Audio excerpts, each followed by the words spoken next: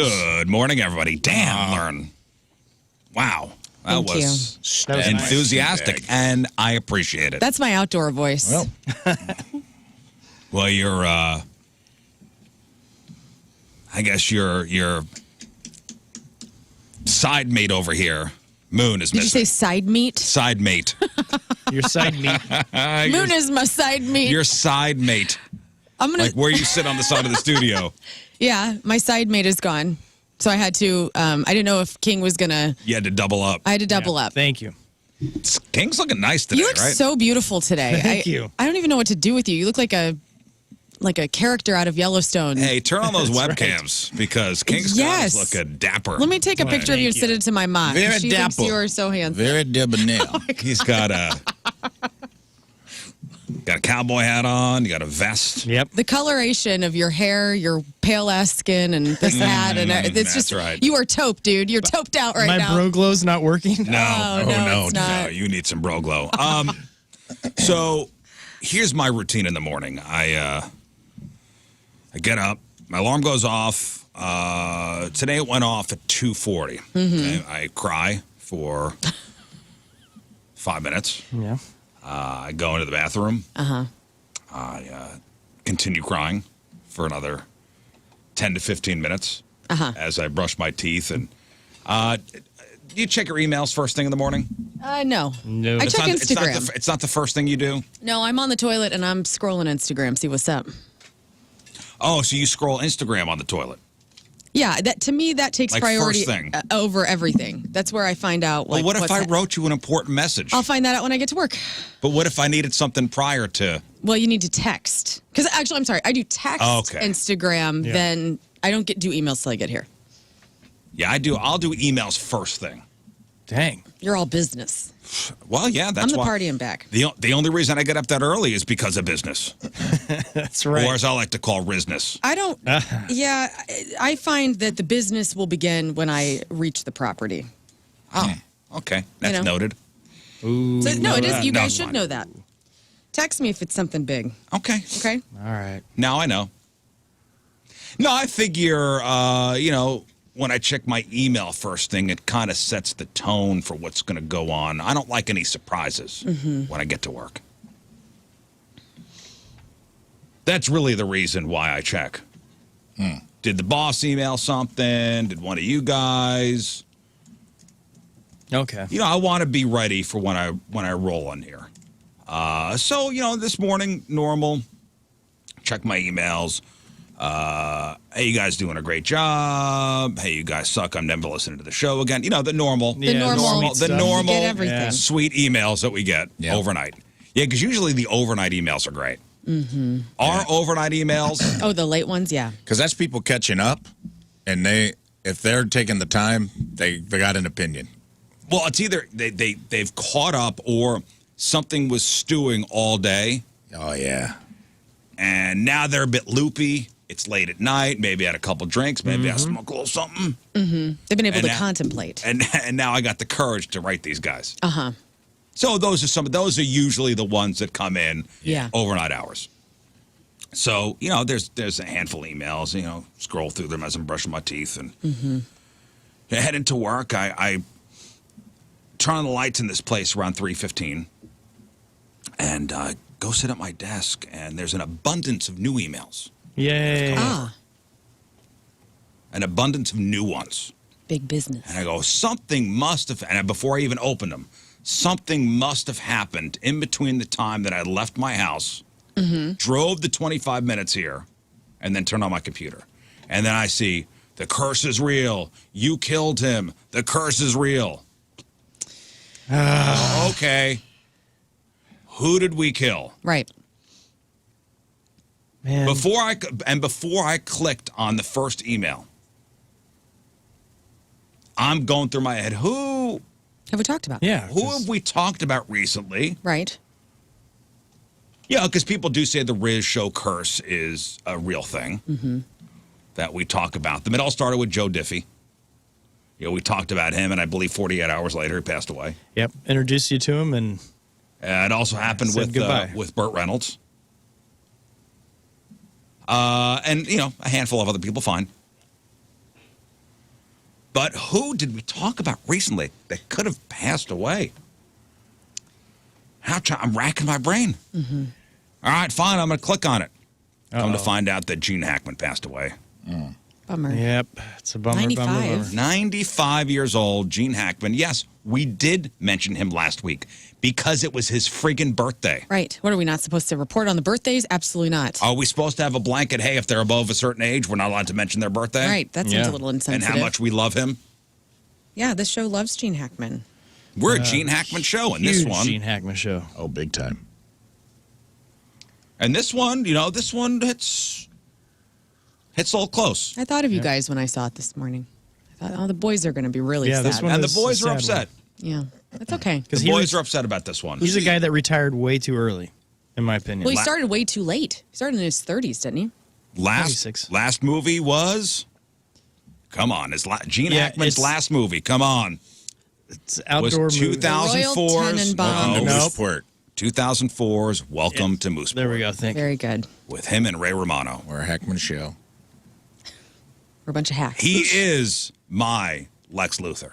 Yeah. Who's the anti-Hackman? Like, if you're either a Van Damme or a Seagal, or you're a Schwarzenegger or a Stallone, who's the anti-Hackman? Is it Nolte? That's a good one. Is it Nolte v. Hackman? Who is it? Is it Busey? It can't be the Buse because we're a Busey show. No, I think it's got to. What's his face? John Lithgow. James Caan. Who do you think was up against Hackman for all of his roles? James Who Caan do you or- think that James if Caan. Caan, sorry. If Hackman didn't get it, James Caan James got it? Caan. That's a good one, Scott. All right. Give that to Scott. Point for Scott today. Well, and okay, so Gene Hackman, 95 years old, and the death remains a mystery to this point. Yeah. And this does not seem like it was a story of he died from too many birthdays. Gosh, man. Go ahead, Rafe. I had just remembered there was another actor up for the lead role in Hoosiers. And I looked it up, and Oh, wait. I heard this. Nicholson. it was Nicholson. Is Nicholson the anti-Hackman? Nicholson, maybe. Nicholson's in a league of his own. Well, Yeah, I because agree. it's I don't the know. I think same. they're different. James Caan They would have gone for the was same a little roles. younger Yeah. than Gene Hackman.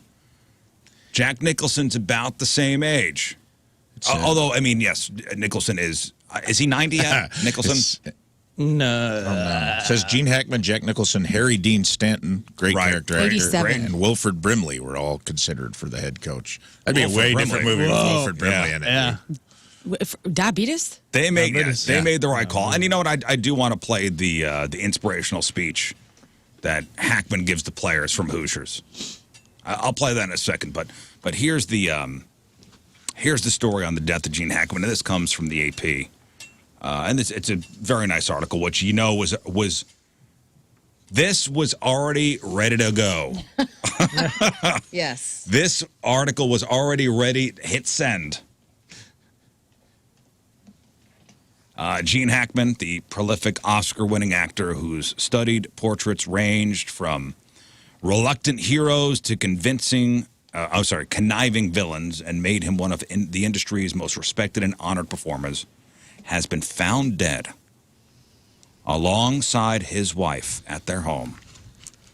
He was 95. Foul play was not suspected, but authorities did not release circumstances of their deaths and said an investigation was ongoing.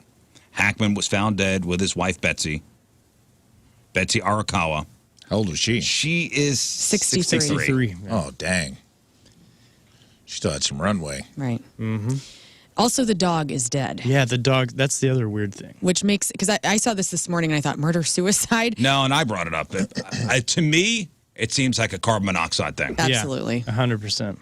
That was my first thought when I go, ooh, the wife died and the dog. Unless the dog got a gun, killed them, and then offed himself. Which let's not take that off the table. No. Right.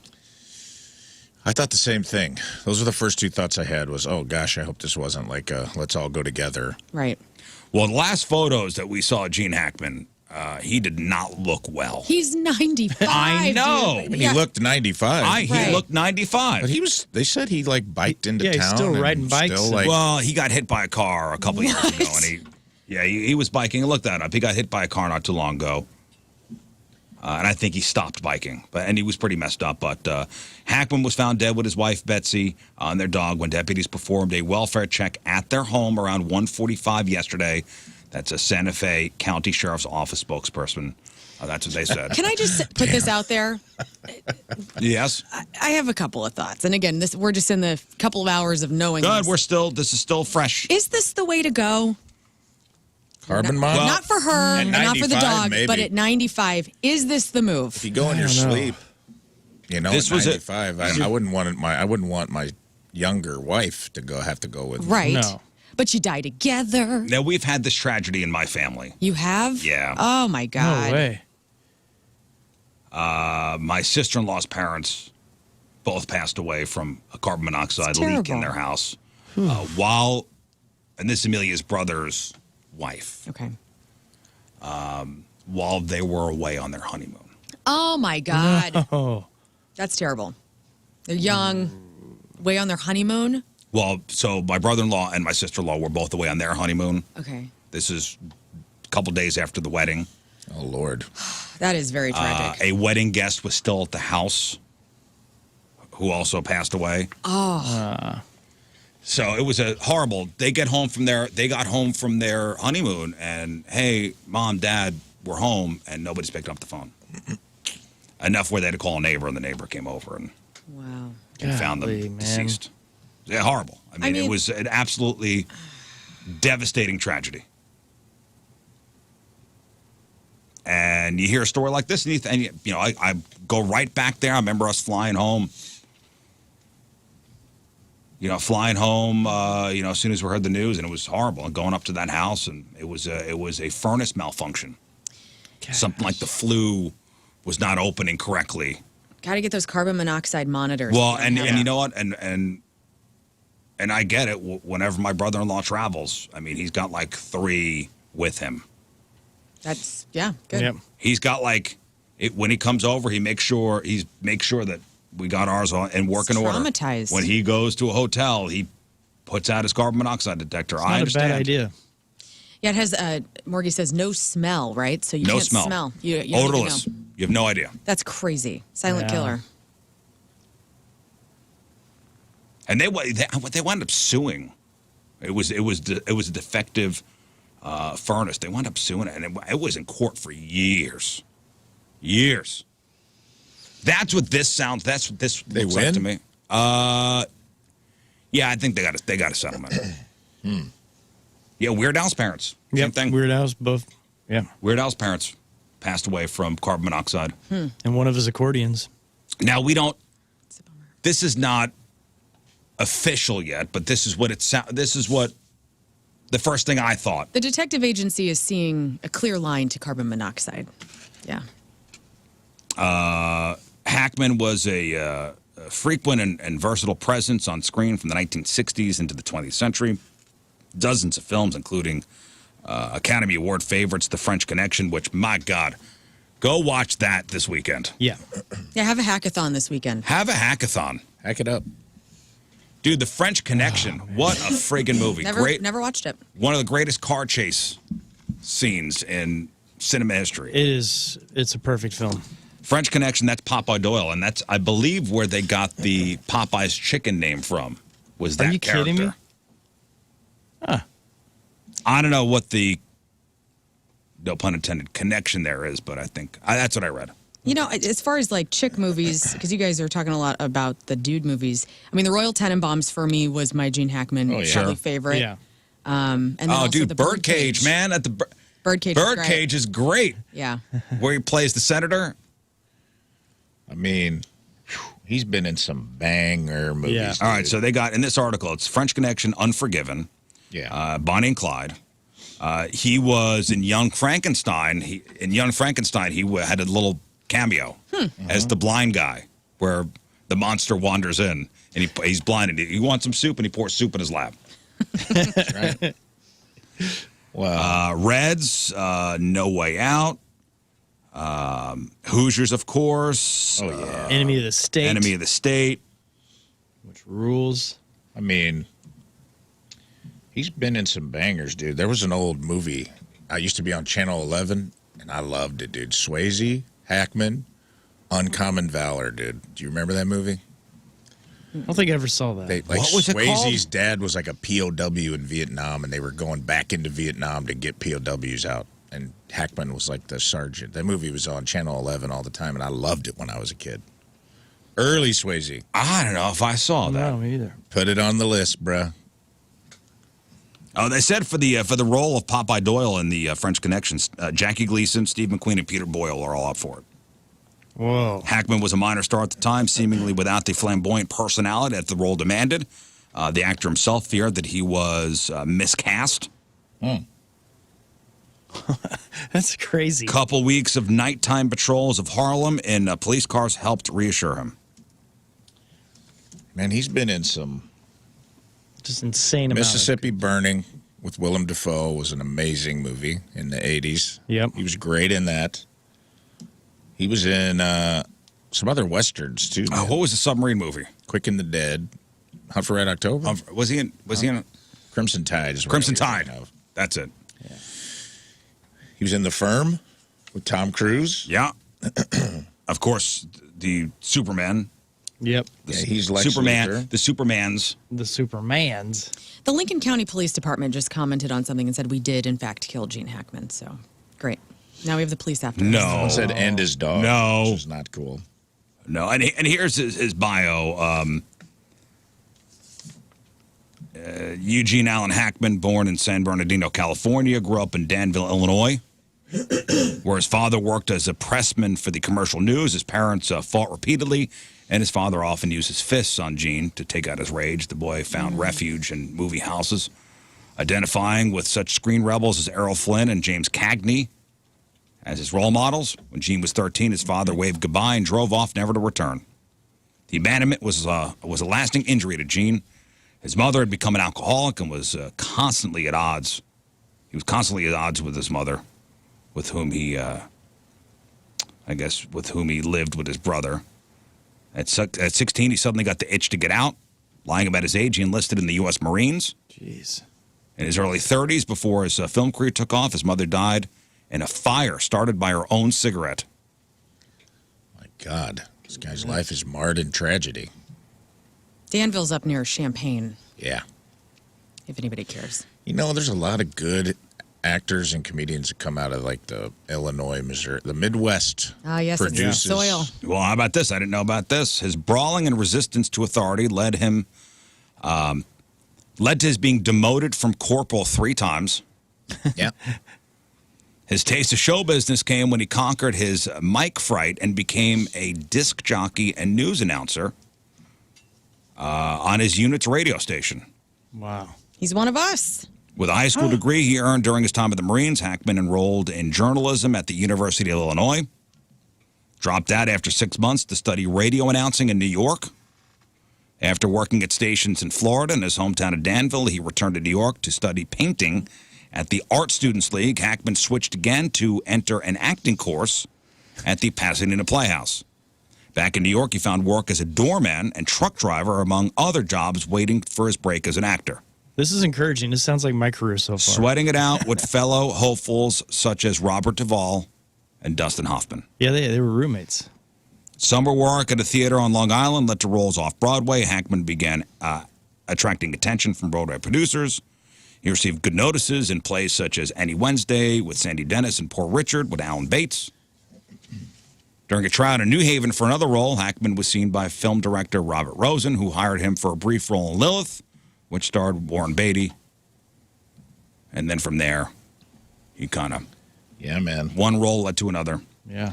Maybe Hoffman's the anti-Hackman. I like the Nicholson. That's rare air he's breathing there. I like the Nicholson, the anti-Hackman is Nicholson, because Hackman was private.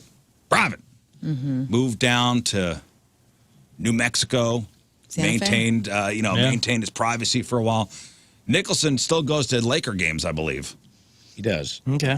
Still lives in Hollywood. Yeah. Because Duvall's been in Texas for a long time. He was in too. Postcards from the Edge, too, which I think won a pile of Academy Awards. Well, I do want to play. This is 50 seconds long. This is Gene Hackman's motivational speech in the movie Hoosiers. There's a tradition in tournament play. Not talk about the next step until you've climbed the one in front of you. I'm sure going to the state finals is beyond your wildest dreams, so let's just keep it right there. Forget about the crowds, the size of the school, their fancy uniforms, and remember what got you here. Focus on the fundamentals that we've gone over time and time again. And most important, don't get caught up thinking about winning or losing this game. If you put your effort and concentration into playing to your potential, to be the best that you can be, I don't care what the scoreboard says at the end of the game, in my book, we're going to be winners. Okay? All right! Yes. Let's go! I couldn't tell by that clapping. This team was all white guys. All right, slow clap. They couldn't quite get the rhythm. Yeah, slow clap. All right, we'll get it. We'll get it. Get into it. Well, R.I.P. Gene Hackman. I love the scene in that movie Hell of a where he career. makes them, where they get to the big stadium, and they're kind of awestruck because they're from this little bitty town, and he makes them get the tape measure out. And he's like, "Get Ollie, get on somebody's shoulders." He's like, "How far is it to the rim?" And he's like, 10 feet. And he goes, "How far is it to the half court?" And he's like, "You'll find these exact same dimensions in Hickory in your home gym." You know, like he kind of sets the team at ease about playing on such a big stage. It's a good movie. It's a great movie. Yeah, Dennis Hopper's great in it too. Have a hackathon this weekend. And Again, R.I.P. The Hack and the Hop are good. Yep, that's a good combo. Hack and Hop. Hack and the Hop. What That's a about good John combo. Voight? Yeah. No. He's still active and he's still doing. He's a Okay. spring chicken compared to Well, speaking Yeah. of that, I want to see. He's also compared laid to- some pretty big turds out there. That's true. Voight Yeah. recently. No, Well, what he's I'm saying, kinda taken Voight's a lot had of some roles. movies that I think were kind of like pretty bad stinkers. I feel like Hackman pretty much, I'm not saying everything was a hit. Well, welcome to Mooseport. Welcome to Mooseport was bad. That was not, should not have been his Pretty last bad. movie. That wasn't on him. And unfortunately, Not the swan song you're looking that for. movie will be brought up a gazillion times today as his final. What was his second to last movie? As his final movie. What's his third to last? That movie will be brought up a gazillion times today. Yeah. Is it one of those we need to revisit? Maybe it's actually No, really no. good. That's Oh, what I Gene was Hackman thinking. and the Replacements. That's another great movie. Yeah. Anyway, moving on. When we find out more information, of course, we'll let you know. But R.I.P. Gene Hackman. Rafe and I had a little thing happen to us yesterday. What happened? Boy, oh boy. Oh man. And I will preface this by saying, thank God it wasn't. It could have been a lot worse, Rafe. Oh, no. Hey, I would just like to say, before we get into this, because once we go here, we can't go back. Technically, his last movie was Superman 2, the Richard Donner cut, which is nice. 2006. Which is a great movie. They re-released the Richard Donner cut of Superman. But he didn't. Dang, before that was Runaway Jury, and that was a great movie. He just should have, Mooseport should have never happened. Poor guy. I gotta see. They just used his old footage in the Richard Donner version. I know, but still, Okay, technically, it came out technically. in 06. So yesterday, Rafe and I were tooling around the office. I had to run down and get him something from my car. So, just run down with me. And there was a woman named Joan here. It was her last day.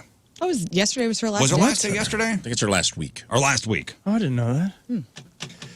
I thought yesterday was her last day. Yeah, she's retiring. Very nice lady. Yeah, she's Joan. been here a long time. Been here a long time. She's amazing. We have a nice little dream board out in the office of all of her past memories. It's very cool. Reba McEntire bumper stickers, pictures, Right. pictures with Reba, pictures with famous people. Very cool. Okay, so it wasn't her last day yesterday. I It's I her can't last week. confirm. It is her last week. okay. I think her like party's today. Okay, very nice lady. Super sweet. Congratulations. You know, a lot of years, in the industry. Right. Well deserved. I think yesterday was her last day of like wrapping everything up. Right. And then like Party today's time? party, Okay. tomorrow is you're out of here. Okay. Clean out your desk. Clean you're out your going home. desk. Get out of here. Take Go enjoy. The big boss walks her out. Go enjoy. Tomorrow's the turn in your key card. Here's your gold watch. Congratulations. Thank you for your service. Yeah. Thank you for your service. Well, I guess her daughter came to take her out for lunch, and we all left the lobby at the same time. And Rafe and I, we're going to take the stairs down to the main level, and Joan and her daughter were like, "All right, we'll take the stairs too." Yeah. So they're in front of us, and I'm bringing up the rear, walking down that staircase, and Rafe's talking to Joan. Would you ask her like, "Hey, how's it feel? Your last Yeah, I week?" just said, last day today. And she's like, yeah, last full day. And I said, how's it feel? Are you excited to retire? Is it mixed emotions? You feeling melancholy? And as she started to traverse the stairs, she turned around over her shoulder to tell me, mixed emotion. Fell down the stairs. Oh. Is that why the email came out later? Oh, there's an email. Oh, there was an email? Yeah, about being careful on the stairs. And That was Oh, I probably, guess yes. that was it. Oh, yeah. Is Joan okay? Yeah. That was why now they actually put She took it rugs like a- down, right? She took it like a champ, dude. She took it like a Wow. champ. Thank I was impressed. Damn, Joan. Don't do I that. mean, half that staircase she went down. Oh, my God. Yeah, maybe three You guys should quarters. have dove in front of her. There was no. There was no stopping This was you had to just watch it happen and then react. So you said you pushed? What'd you do? Oh, my God. I wasn't. Her daughter was between Joan and myself. Okay. Thank God. And there's camera footage to show that. Yes, I'd like to pull the footage. Yeah, we're going to pull that footage just in case. I told her yesterday. I go, you okay? And she said, yeah. I feel all right. I'm sore. My arm hurts. My neck hurts. I'm a little sore. And I said, well, when the sting wears off, you should have him pull that footage because you should play it at your retirement. Yeah. Yeah.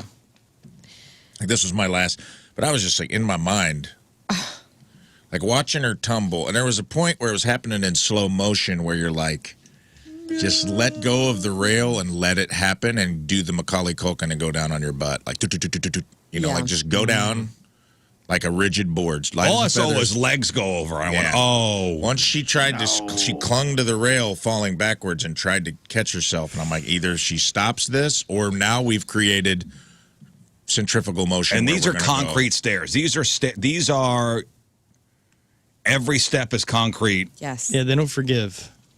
And Rafe was going to walk right over her and just leave. And I thought, No. Rafe, That is you gotta so hang. mean. I can't believe You got to it. hang, man. I leapt. I was going to jump down a whole flight of stairs. No, Oh she my biffed God, it. she's all right. Legs went up. Damn. She did conk her head a little bit on the concrete landing. Cause for alarm. And all in my mind, I'm just like, God, no, not on your last. Can you Not on your imagine on your last day day, of work? last week.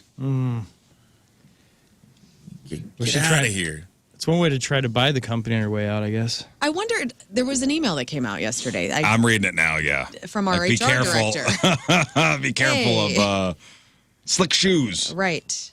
Well, and even Courtney Landrum was saying to me the other day, she's like, gosh, this is slick down It's here. so slippery. Yeah. Because I guess the road salt and, Yeah. Yeah, it was. moisture and everything. And they got the tile. Right. And well, and it was, in moments like that,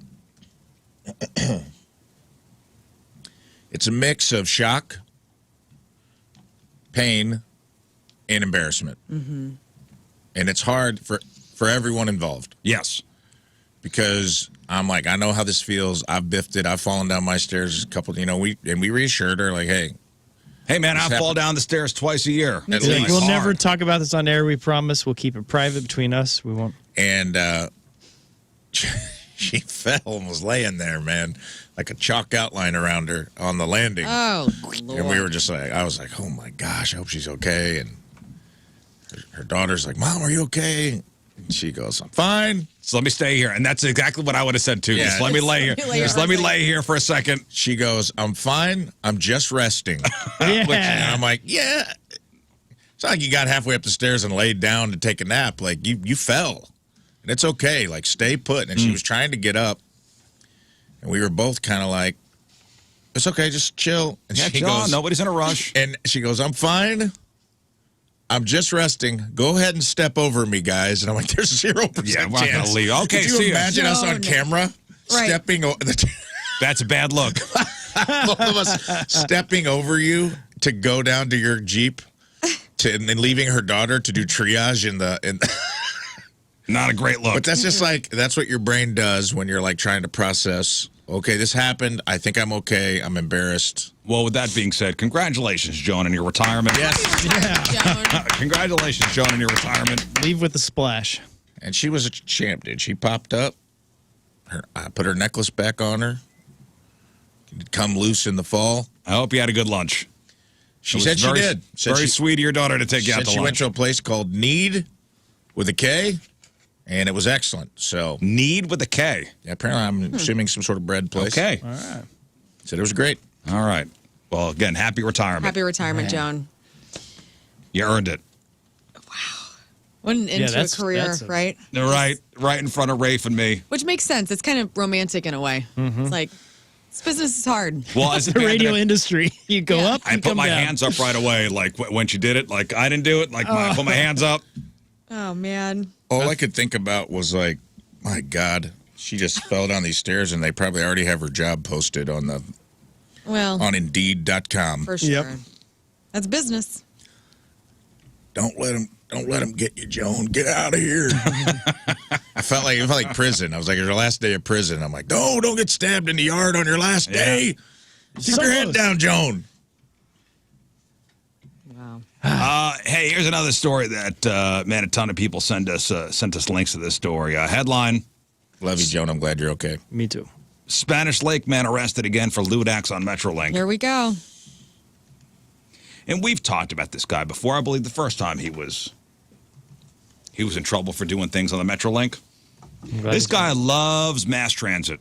He does. Loves He's mass aroused transit. by it. I thought you were going somewhere Yep, else. me at the too. beginning He of that. loves mass transit. Loves what? Made me choke on my tea. He loves mass transit. Well, when you see the headline. What and- else was I going to say? I think he mistook what the mass and mass transit stands for. Yeah. I wonder what it is about the MetroLink. Because the MetroLink, right? Yes. MetroLink. I wonder, is there something about the way that the seats look that's arousing to him? Well, here's it the the story. material? This is the guy that humped the seats? Yes. Yes. Spanish I Lake. remember this. Spanish Lake, Missouri man in custody after allegedly having sex with the seat of a MetroLink train Again? for the second time in less than a year. Oh, these seats gonna get it. Hey, girl. Hey, girl. He walked on the MetroLink going, hey, girl. Oh, You bet. up? Ooh, yeah. Cushion Fancy for the meeting fish. you here. Anybody sitting here? This seat taken? I said to myself, if the seat is still on the train, when I go back on, it's fate. The seat's always on the train, It's man. nailed down, sir. Yes. It's literally bolted in. Well, this happened the day before Valentine's Day, according to the St. Louis Oh, County he's a Police Department. romantic. Woman told police the man exposed himself at the Umsel South MetroLink station. The man stood behind her, was touching himself. Police said the man eventually got on a train. That same day, police said the same man got on a MetroLink station in the West End. When the train got to Lambert, Terminal 1, he again took out his genitals and proceeded to have sex with the upper bar of one of the train seats for approximately 10 minutes. Okay. 10 minutes. Yep. I mean, what? Would they actually clean it? I'm imagining like when you walk into a room at your house and your dog is like humping its favorite thing or its blanket or a cushion or whatever. Like people getting on to the MetroLink, witnessing this happening, and then like you go to turn around but the doors close and now you have to just be there. That is hell on earth. I mean, it's like, Well, what? police said the man's genitals were exposed until he got off the train at the airport station. Both incidents were caught on surveillance video. Investigators identified the suspect as D'Angelo Covington. He was arrested back in June of last year for the same activity on a train at the airport. He pleaded guilty to first-degree sexual misconduct in that incident back in December of 2024, was sentenced to 173 days in jail, but would be credited with time served. For this incident, he's been charged with 2 counts of first-degree sexual misconduct, second or subsequent offense. He'll be in court on March 3rd. He has prior convictions for sexual misconduct involving a child under 15, 2 counts of first-degree sexual misconduct, and second-degree sexual abuse in an incident back in March of 2024. Get help, pal. You need a lot of help. Yeah, this is somebody that does not need to be walking around. No. What's your move if if the doors close and it's Riz and this guy and Spanish Lake guy, and it's 10 minutes to the next station. And I see him having sex with the seat. Yeah, and you just see it. And like you'll see him behind the seat, but in between the cracks, you see a little peekaboo game going on, little Jack in the Box game, a little Pop Goes the Weasel. Like he's having sex with my seat? Just at you. You're in the even same just in the tube. same vicinity. Yeah. And you're like, do you say something? Do you just turn around or do you start trying to play whack-a-mole? I mean, my mace is out. Are his genitals within punching length? Yeah, that's what I think. I'm going full whack-a-mole, dude. If he doesn't put it away, I'm going to put it away for him because I don't want to be trapped. But he might enjoy that. He might. We'll find out. As you as a dude, though, as a woman, my mace is out or whatever weapon I have on me. And phone is I'm just ready to get the hell out of there. Yeah, listen, if it's you and him on the train and he's having sex with the seat, just let him go. Yeah, I'm not like interacting at all. Just let him go. I'm getting the hell out of there. And if he comes towards me, then because at least he's preoccupied doing that. And yes. He's already doing that. He's not focused in on me. Right. Yeah. Let him go. And that's the kind of guy you don't want to pick a fight with because the last thing I want is any of that area to hit any part of my body. Or the hands. Don't touch me. Don't even look at me. Yeah. Bunch of people saying that you should call out for seconds. Like, hey, I'm next. Ew. Oh, yeah.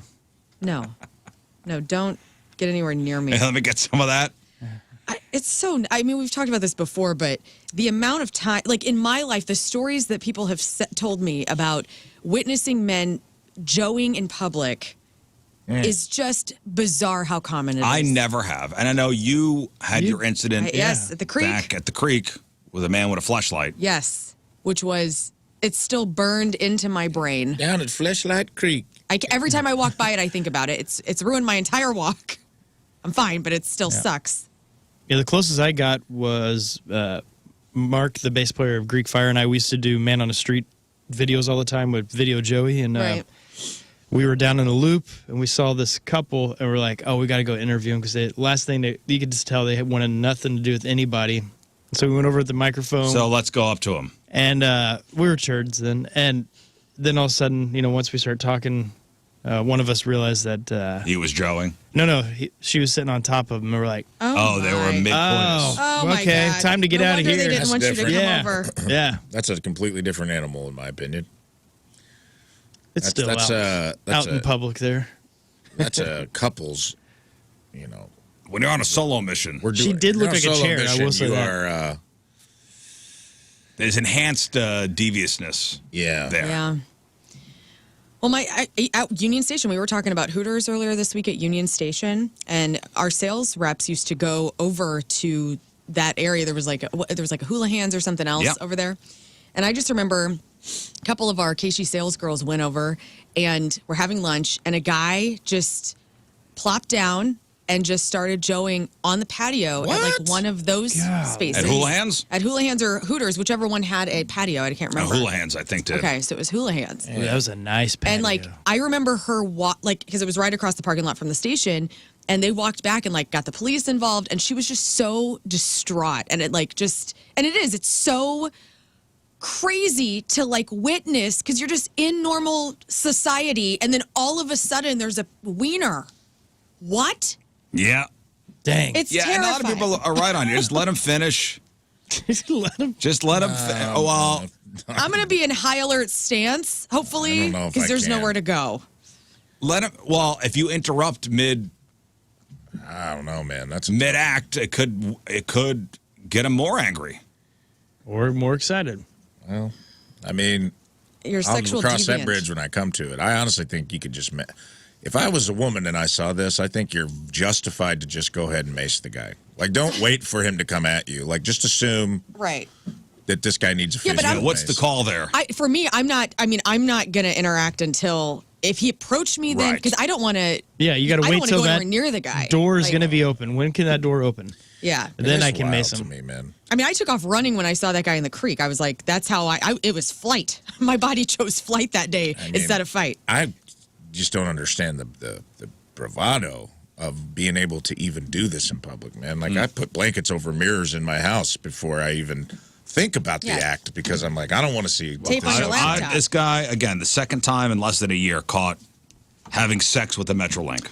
Not on the MetroLink, with the MetroLink. Yes. With the MetroLink.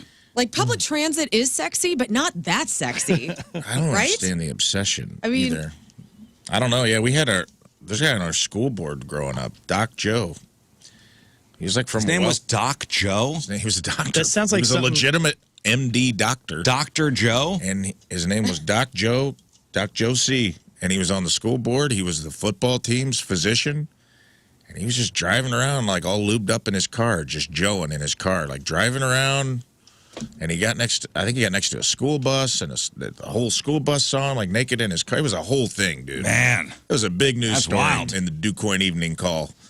And I think he got caught multiple times. And that's the thing that's weird to me is like you would think you'd get caught doing something like that one time, and you'd be like, oh, boy. Oh, I'm done. Like, what a lesson learned. Right. So I need some help. The compulsion is so crazy. I mean, I'm sure it's something you can't control. Yeah, you think this guy was caught multiple times doing very bad things. Dude, you got to turn your life around. You do. You need to get a lot of help. You do not need to. You obviously cannot be left to your own devices. You need to be locked up somewhere. Yeah. We're like, just save up your money and buy a couple seats from Old Busch Stadium. That's right.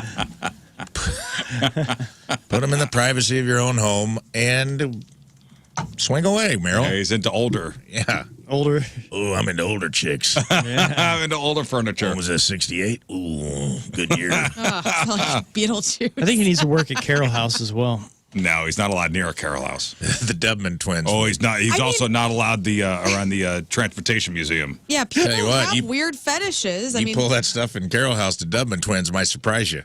Yeah. Well, we've been waiting for you. What have we got here? No. Leave them alone. They just want to help animals. Okay.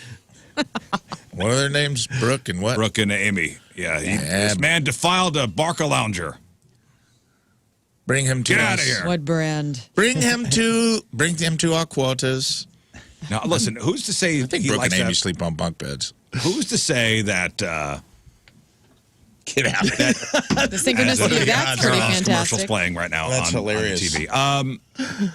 No, I think maybe he's just turned on by public transportation. That's my Okay. and being out in public. Yeah, that has to be the. It's not just furniture. That has to be the certain type of furniture. That has to be the yum, right? Is like being out, being out, being gawked at, And also having to trap people in there with you is like a weird level of kink. Well, listen, he also had it out at the MetroLink station before he got on the train. So. Oh yeah, because you like nice things. Get out of here, Randall. D'Angelo. Even better. On kind of the same tip here, a woman has been charged with operating a prostitution business from a New Jersey massage parlor. And what is her name? What is her name? What is her name? Her name is Soon Bang. Soon Bang. Oh, nice. There's a woman named Soon Bang who was arrested I love the name Soon. after being caught operating a prostitution business from a New Jersey massage parlor. Miss Bang operates the Oasis Spa, which was raided last week by cops who discovered a, quote, large quantity of condoms hidden within a mattress in a, quote, back makeshift bedroom. The search of Soon Bang's spa stemmed from a probe of workers engaging in the solicitation of prostitution at this business, which is about 30 miles north of New York City. She owns the place, along with a woman with the last name Wang. So destined for this. Yeah. Bang and Wang Enterprises. Bang and Wang. That was fast. Bang and Wang. That's right. The massage parlor is no more in New Jersey. Miss Soon Bang. Hey, you know what? Scott was talking yesterday, right before the end of the show. Yeah. He had, we had been talking about Let's go. earlier, was it last week? Maybe earlier this week about. This week. Oh, it was this week. It's Monday. Who are our babysitters? I know when I was younger and my parents went out, we had a high school girl up the street coming to watch my brother and I. Scott loved his babysitter, who wound up dying under mysterious circumstances. Yes. Yeah, very mysterious. And I did a little more research, and I finally found the news article because I swear this has been swiped and Well, hidden. because Scott nonchalantly said, "Oh yeah, my babysitter stalked a news anchor and was murdered by her boyfriend." Yeah. Well, first he said, cool guy, a lot of fun, gave my sister and me cool nicknames. Yes. Skeeter. Then said, This Then- happened. Well, okay, then said according he to stalked. Look, can I read the headline? yeah, you want to read the whole thing? It's this top section right here. Okay, so this is your babysitter. Yeah, and then here's a picture of him. I'll pass around with Oh. the arrow. This is from his college Love a visual. college photo in '81. This guy? No, the arrow pointing right at the, Oh, I see. All right, Looks this like is a from pizza the guy. Springfield News Ledger, Sunday, October 29th, 1989. There's a little tiny article here. Now, your babysitter was Greg. Yeah, Greg. Greg, okay. And his last name is appropriate for this. Greg Rader. Raider. like, spelled like Dennis Rader, BTK killer. R-A-D-E-R. Okay. Greg Rader. Shot to death in KYTV news anchor Leanne Gregg's apartment. Rader was shot 3 times by Charles Rusty Paris. Really? After Rader entered Gregg's apartment without permission and attacked her. The shooting was ruled justifiable, was a justifiable use of force. So that's the guy. Yeah, and I saw one piece of information that Where was that at? Springfield, Missouri, and she was kind of like the popular news anchor that, because Springfield's one of those towns where you start there to try to go to bigger markets, and I believe she went to Denver after that. But so I guess he had been harassing her earlier, and so she had a buddy of hers who's a cop come stay the night, and he was there, and he heard the rustling around in the bedroom, ran in there, and it was a cop. I mean, perfect person to have come protect you. Oh, this And- wasn't a boyfriend. This was an actual friend that she Yeah, just she had a stay friend because she was scared because feeling- I guess he was acting really weird. And after this all came, unraveled and hit the press and everything, he worked at a church. And Greg that's where did? we knew him. Yeah, we knew him from there. And he had the keys to more than 30 people's homes there that he would help, if they're out of town, he would watch the dogs. He seemed like he was obsessed with this woman. Yeah, he seemed like a good guy, but then after this came out, they found out that he'd been arrested numerous times for all these kind of weird things. Like he got arrested a couple times for stalking college girls. Oh, Like, my goodness. He was this- a wild And this person. guy was your babysitter? Yeah, Yeah.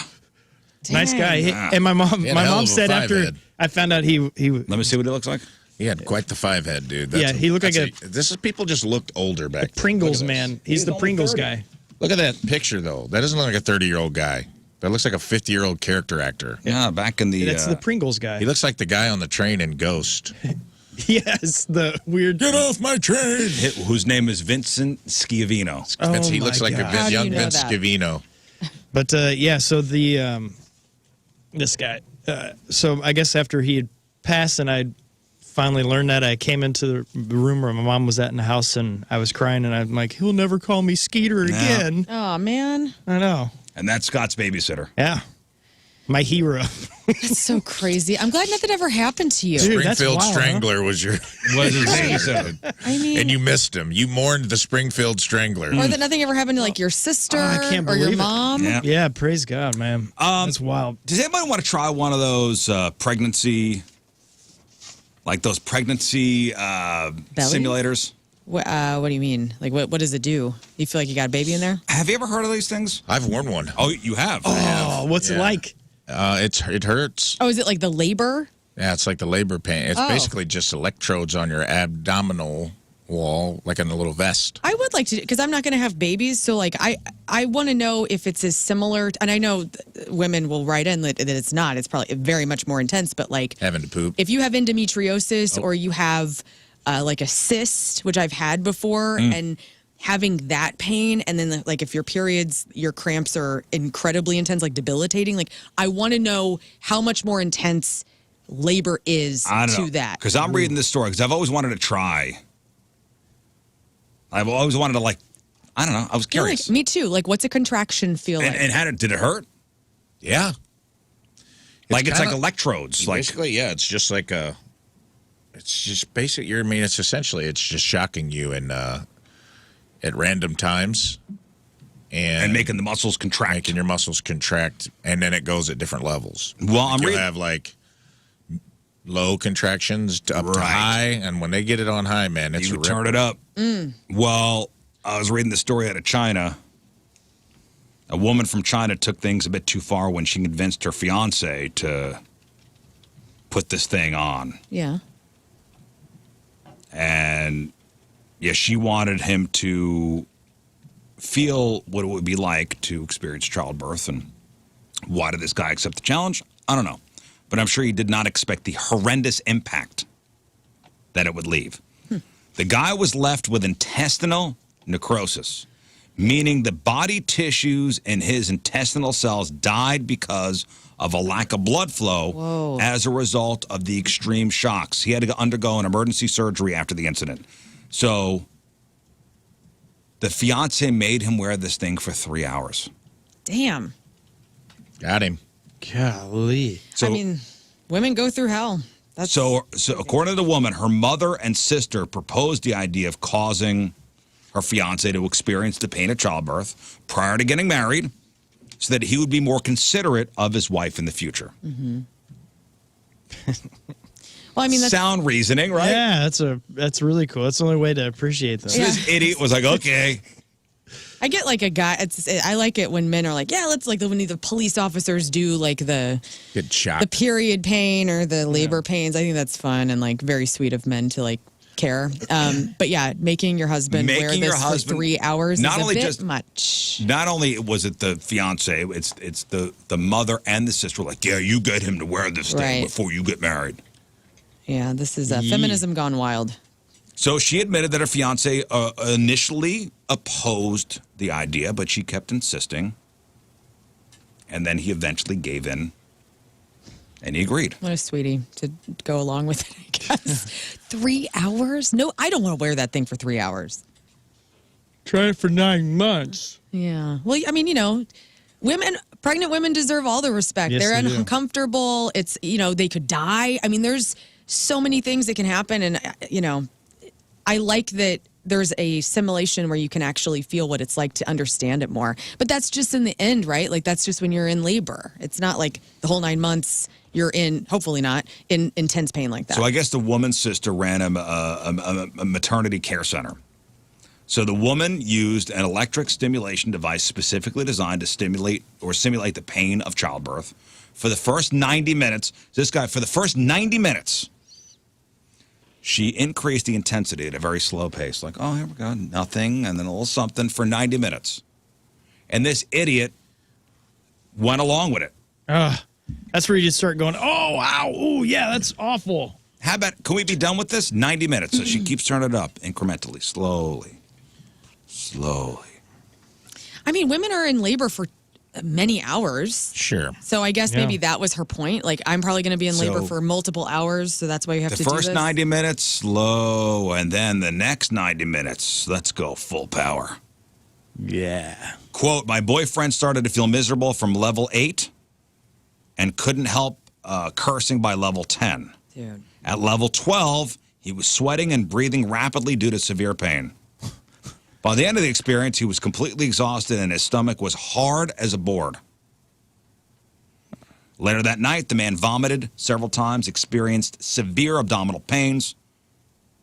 Although the next day he seemed to feel better, his condition soon kept getting worse and worse, and he was rushed to the hospital, diagnosed with intestine necrosis, immediately scheduled for emergency surgery. Damn. What is the record for longest labor? Necrosis.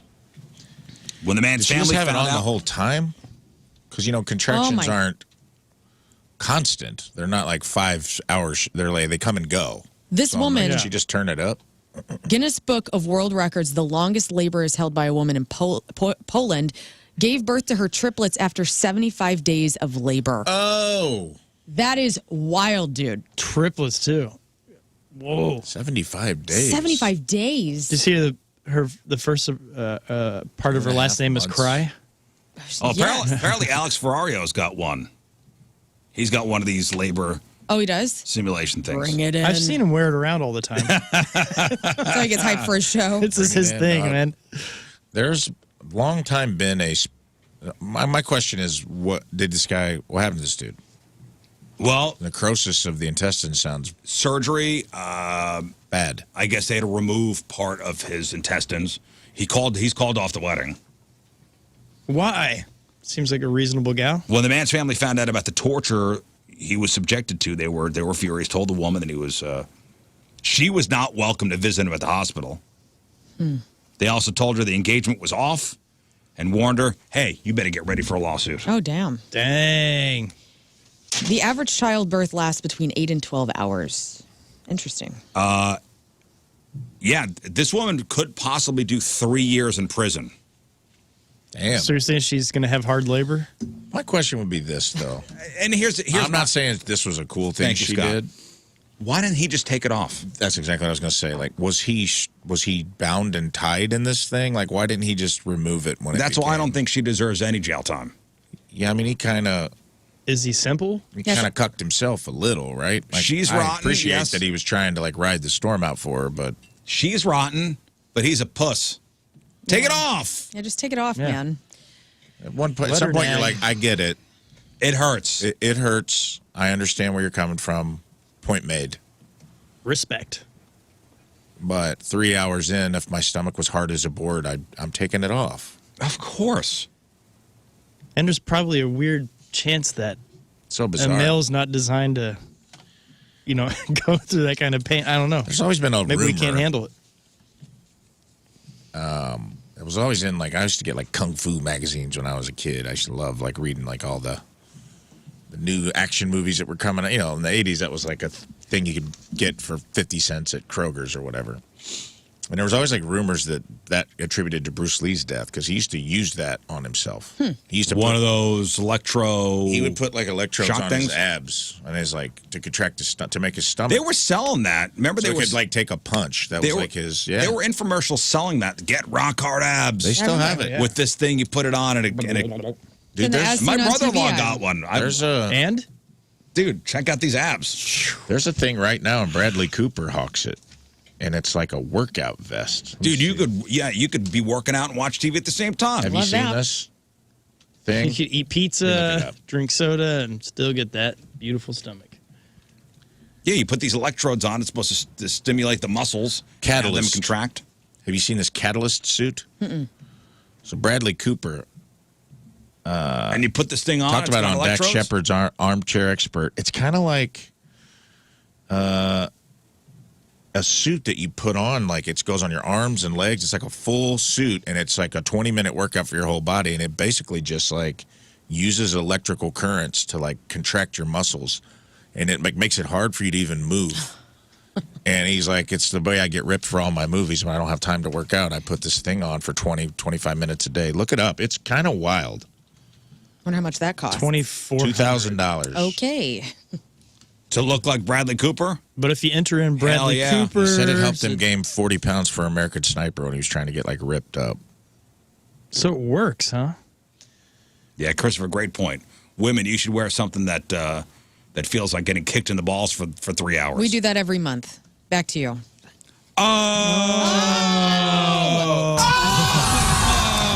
Yeah. Yeah. Catalyst vest uses EMS, muscle stimulation, electrical muscle stimulation to activate muscles and build strength. Doesn't require weights. Electrode pads, arm connectors, impulse back to deliver impulse to every muscle in the body. So they still sell this stuff. Well, I don't bet. think that this woman should go to jail. Yeah, she sucks, and he's an idiot for having this thing on for 3 hours. Yeah, glad they're not getting married either. Yeah, it's not going to work out. All right, today's Team Member of the Day.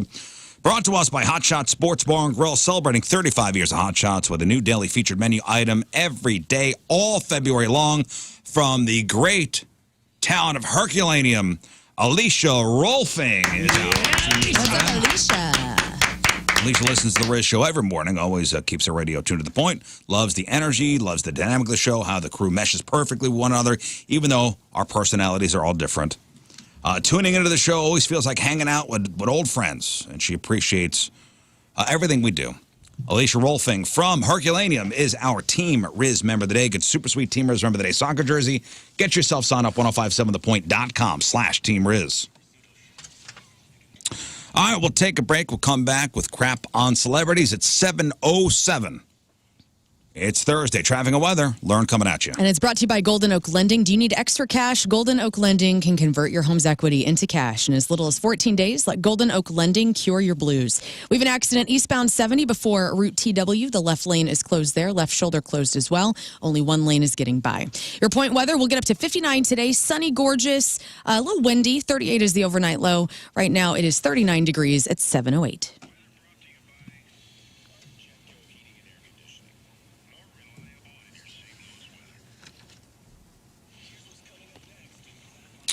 All right, learn what he got. Pink Floyd is coming to IMAX. Cover songs in the news. Some more death. And what is on the Mount Rushmore of grunge? Oh. And, of course, more on Gene Hackman passing away. We got that. We got your crappy birthdays. We got the porno birthday. And think about this through the break. What was the biggest flop that was hyped as, quote, the next big thing? Think about it. What was like the a movie biggest, or just anything? Anything. Okay. Oh, wow. What was the biggest flop that was hyped as, quote, I know next the first thing popped in my big head. thing? We'll chop it up next. Stay there. The program phone number 314-624-3833 or 618-398-3833. The Mick Ultra Studio Cams, 1057thepoint.com/Riz. The socials at RIZZ. Show your emails. Riz Show at 1057thepoint.com. I think today's going to be a life-changing show. I think today will be a life-changing Riz Show. For who? For all of us? Or Maybe. for you? I don't know. What's going on I with you? feel like you got something cooking, man. I don't know. You've been hitting around all week. Hey, by the way, we're talking about Chris Angel yesterday. Yeah. We got into a Chris Angel vortex. Right. Crazy. Did my mother say that she would do Chris Angel? Oh, in Yeah. the chat? Yeah. Oh, I didn't see that. Whoa. Go, Roseanne. I was feeling that I'd do him energy, and I thought it was coming from her, but I think it was coming from your mom through the chat. No way. I don't want to have sex with Chris Angel. That I explains just want to why he say it again texted. on the air He texted me yesterday. She already did. because I already did. Well, dude, we went down a Is rabbit hole. Chris Angel going to be my new stepdad? Yeah, Maybe. yeah. Breaking news. Speaking of life changing, Sweet. Chris Angel is your. How old is Chris Angel? Did we find that out yesterday? He's from Jersey. Oh, so Oh, this perfect. is no wonder your mother loves Perfect. him. He could do that old-fashioned disappear act. He's some 57. stepdads do. He's older than you. This is great. That's good. This works 10 out. years older. Oh, Dad? Dad, is that you? And you know what? I'm behind you. You can pass as the father and son because you kind of have the same thing going on. Like if you put eyeliner on too, I mean twins. Oh, yeah. Yeah. Riz that today. freak. Riz freak. I want to pull Imagine a Riz starts quarter doing- from behind my ear Yeah, and dude. say, ta-da. You start Ta-da. coming to Daddy work loves doing you. close-up magic, we know what's up. If you're just Can we please get a Riz Freak logo in his font so we can have that as merch because that is need a fantastic. goth Stop making fun of my stepdad. Your dad? Okay. My new dad. I'm Riz Angel. Yeah, I changed my name. Lots of leather pants. do you have take any his cool name. necklaces? Dude, we did go down a vortex on break of Chris Angel was the frontman for a band with 5 albums called Angel Dust, where he did magic on stage while they played. And it was Ahead of his time. It was behind its time and ahead of its time because it was like kind of looked like 80s hairband rock, but it was in the it was like late 80s, early 90s. Yeah. kind of stabbing He was a little right? kind of behind the times musically, but ahead of the times entertainment value because he threw a microphone stand up in the air and it came down as a giant magic wand, and we still don't know how. And I'm like, dude, if this came out in 83, Maybe the Whoa. biggest thing on the scene. You know who I would do though is Jim Carrey in The Incredible Burt Wonderstone, where he's that Anvil. What is his name? Anton Marvelton, and it's the Chris Angel character that's going up against Steve Carell. Something about the ombre in Jim Carrey's wig for that movie does do it for me. I forgot about that movie. It's like Tony Wonder in Arrested Development. Did somebody say Wonder? When Ben Stiller's been just sitting in a dumbwaiter for 9 hours so he could. Well, listen, I Joe. just wanted to put it out there that my mother would do Chris Angel. Just All so right, you know. thank you. Okay. Found that out yesterday. Can't unknow that now. So I think you should call him Dad. yeah, Daddy Angel. Dad Angel. Call me Dad Angel. Today is Retro Day. Cool. Today is Retro Day. So let's take a step back in time before smartphones and the internet. What retro items do we own? Digital cameras. I still have mine. Okay.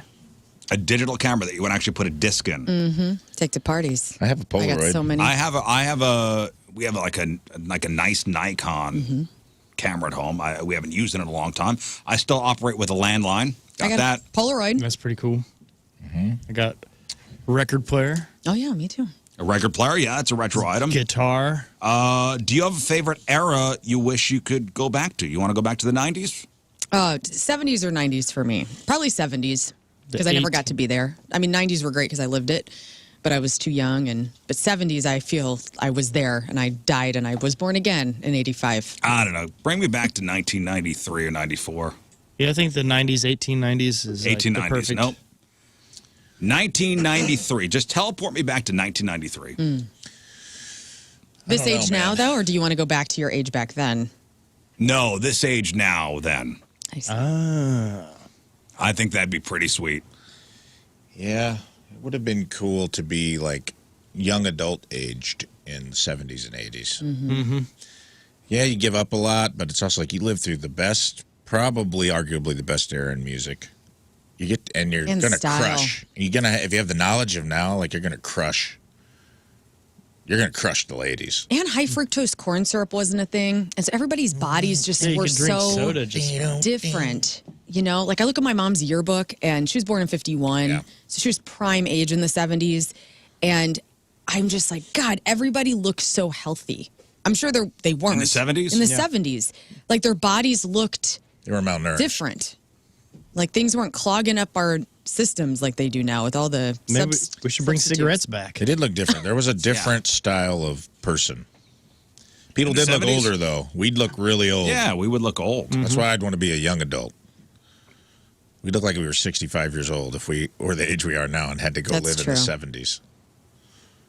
But I'm I don't telling know. you, it would be a fun era. You'd go back to it'd the be pretty 70s. cool. You'd go back to the 70s. You'd go back to the 1870s. Rafe and I'd be in Fleetwood Mac at this point. We would be. Throw me You'd be back in the Mick Fleetwood. 90s. Yes. Throw me back into the 90s. Yeah. You still have some was of a the fun era, You still have some of the more modern amenities. You're not so archaic where you're going to be missing a lot of things. Yeah, I'd have to Simpler get over time. the technology. It's hard to abandon the tech. Tech was still, in the 90s, It was okay. it was okay. You'd be annoyed though. Yes, it would be annoying. You definitely have a beeper, though. I was to Oh, say, hell yeah, I'd have a beeper. I do have Right on. some old school retro tech. I have a PC computer at home. That's so cool. Because I was watching that SNL movie Saturday night. We talked about it briefly. Which is great. An awesome movie. I watched it again yesterday because I liked it so much. And I was like, man, imagine just being around at that time. Just imagine being in New York. What was that, 78?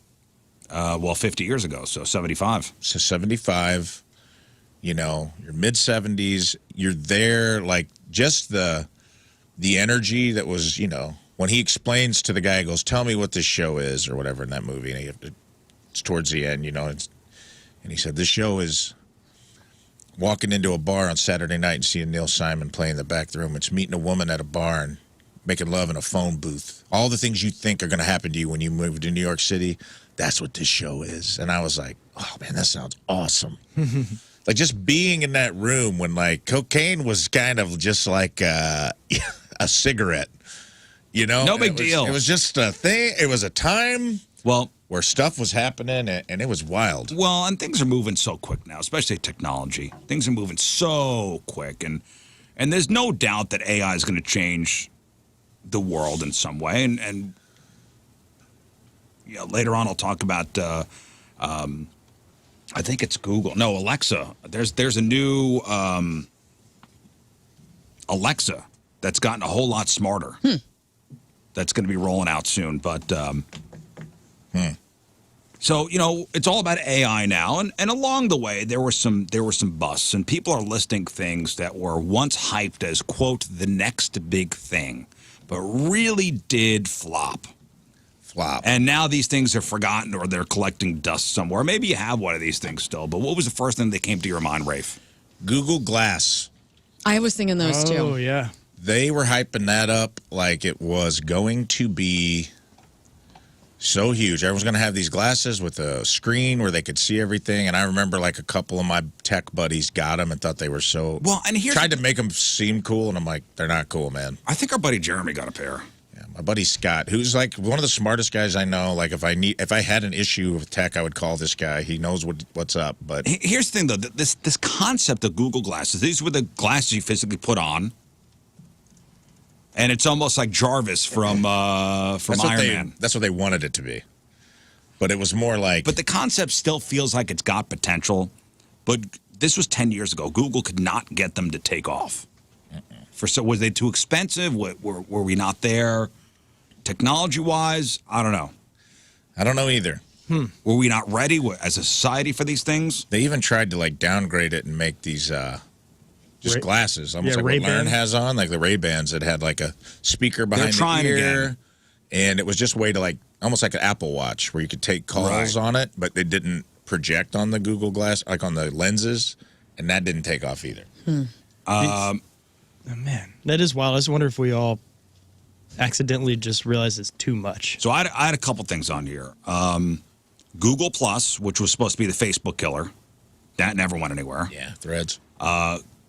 Quibi, which was supposed to change streaming forever. Boom. Quibi, what was it, 8-minute shorts? Yeah, and it's the length of the time it existed. I wrote a show for Libby, who's coming in tomorrow. Libby for Quibi? On Quibi.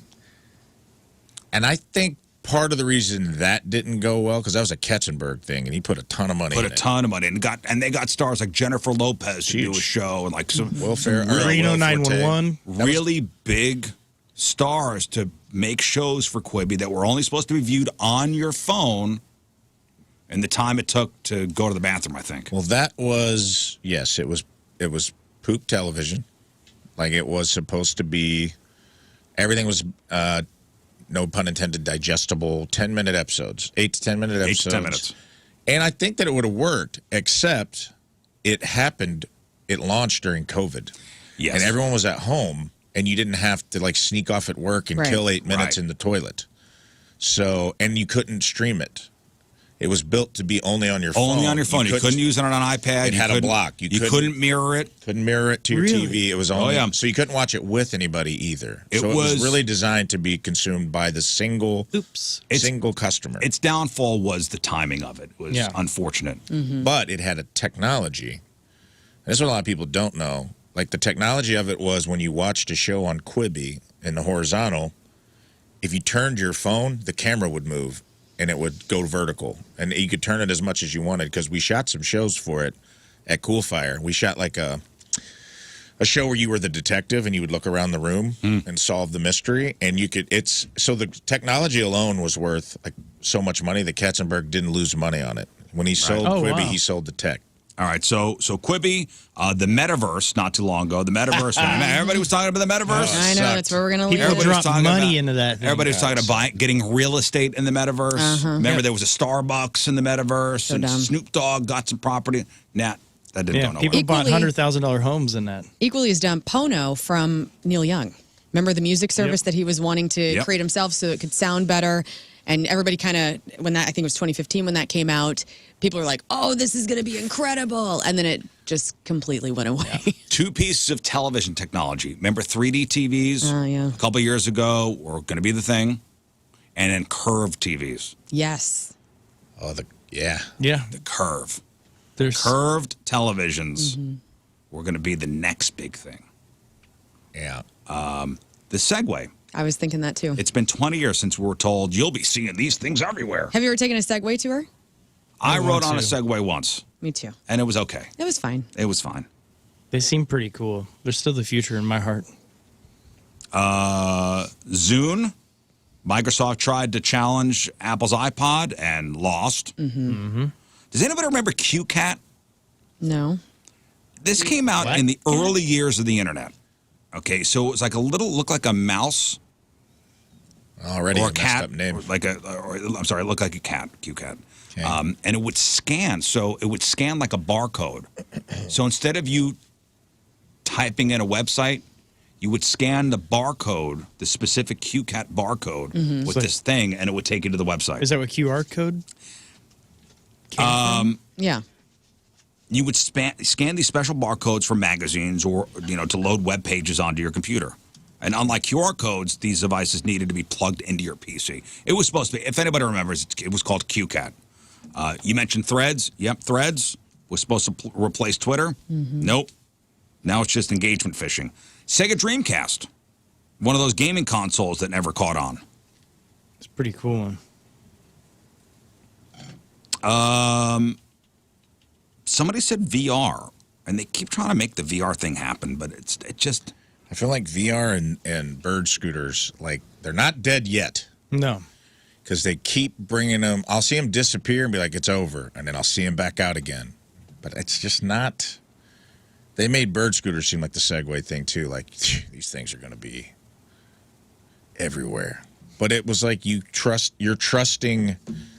Like, for lack of a better word, like a libertarian concept of like, it's common property and everyone will treat it with respect. Yeah. And they're throwing them in the ocean. Yeah, Mississippi River now throwing has them in the river. Yeah, it's terrible. half of them there. Like when I went they banned them on Venice Beach in California.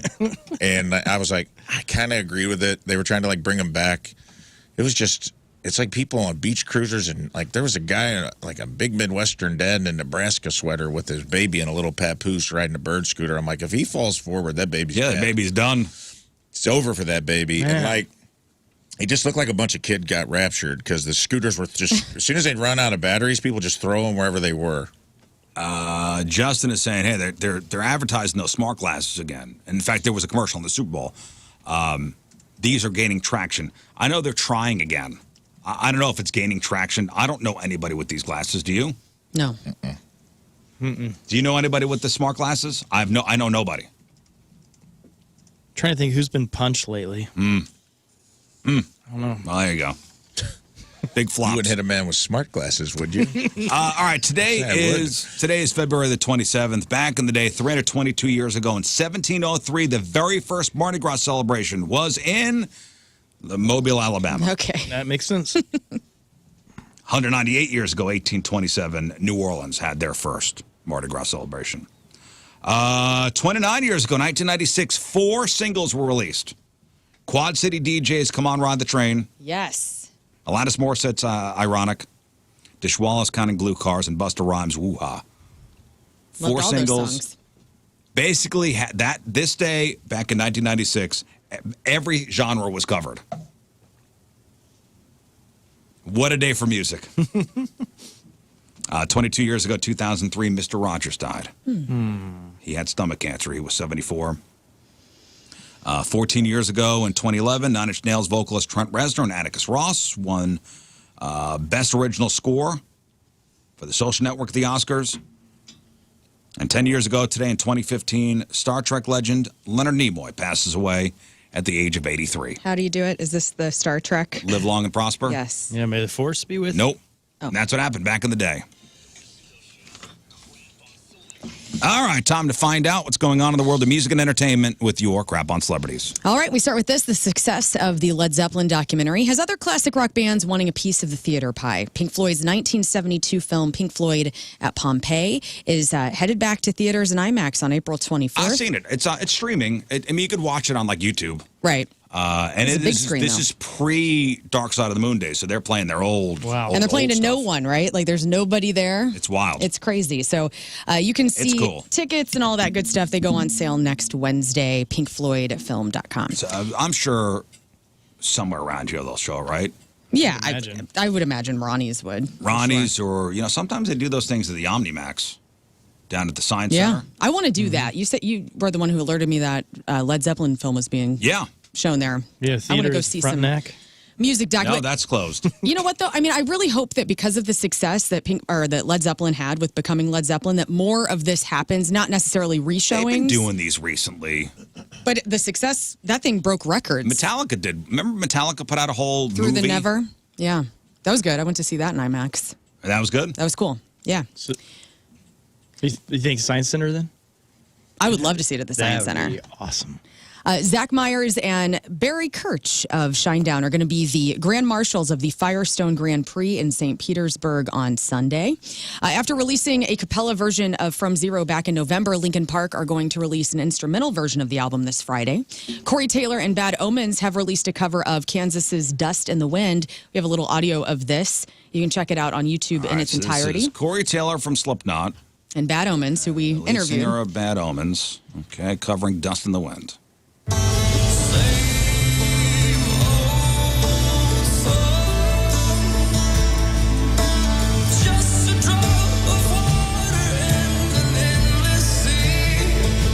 It's whatever.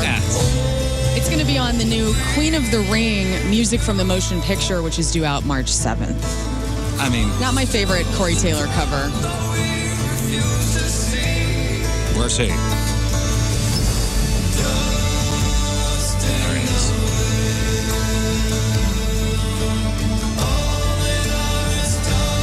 I'm depressed. I mean, it's okay. It's I'll never listen to that.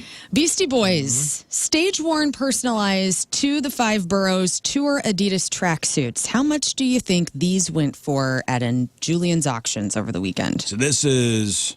To the 5 boroughs, tour Adidas tracksuits that are personalized. These were Beastie worn Boys. by the Beastie Boys? Yes. Dang. How much do you think they went for? Ah, God. So they all went to, like, one buyer got them all? I believe so. Ooh. 100 grand. 100 grand. Scott? I'm going to go, give me 130 grand. 130. Rafe Dean.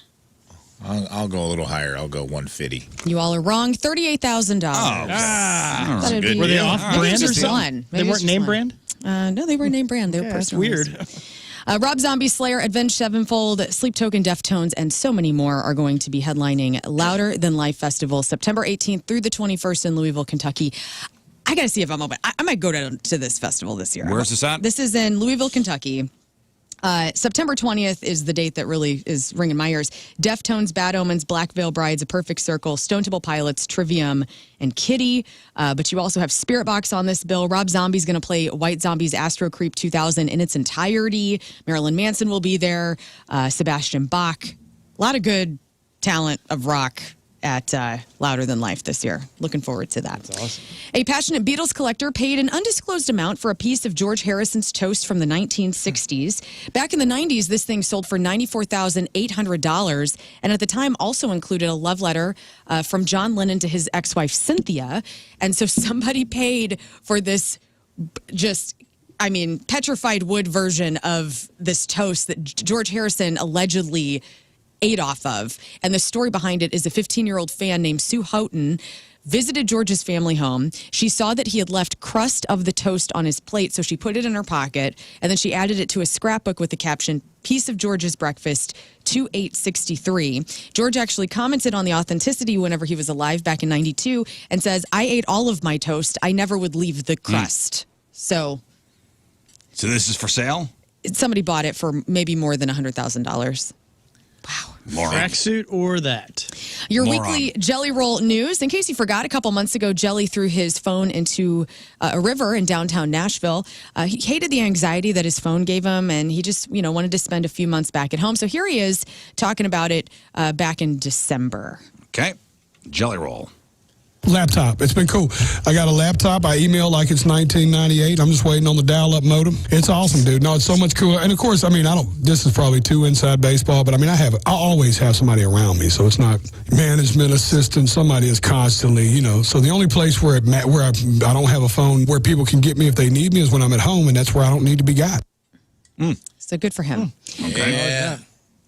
That's awesome. It is awesome. You have to have all of those things to be able to do it. To comfortably do it. And a personal and to assistant. continue you need to have success. somebody who's able to get in you're able to get in touch with, who then will contact you. Yeah, it's a handler, pretty much. I mean, I guess like Bunny XO, when he's at home, she's usually at home, I'm sure. But then, like, what if he's at home? I guess I got a landline. Maybe I'm thinking, like, is it annoying for his wife to not be able to contact him? Like, she can contact literally everybody else in her world. Like, if your wife was like, "I'm giving up my phone, I'm not doing it anymore," would you care? No. She's traveling. She's she's everywhere. I'm sure when he's out and about, he's got people with him who have cell phones who are able to get in touch with him. Yeah. My wife, I don't know. Yes. You wouldn't care. I would care.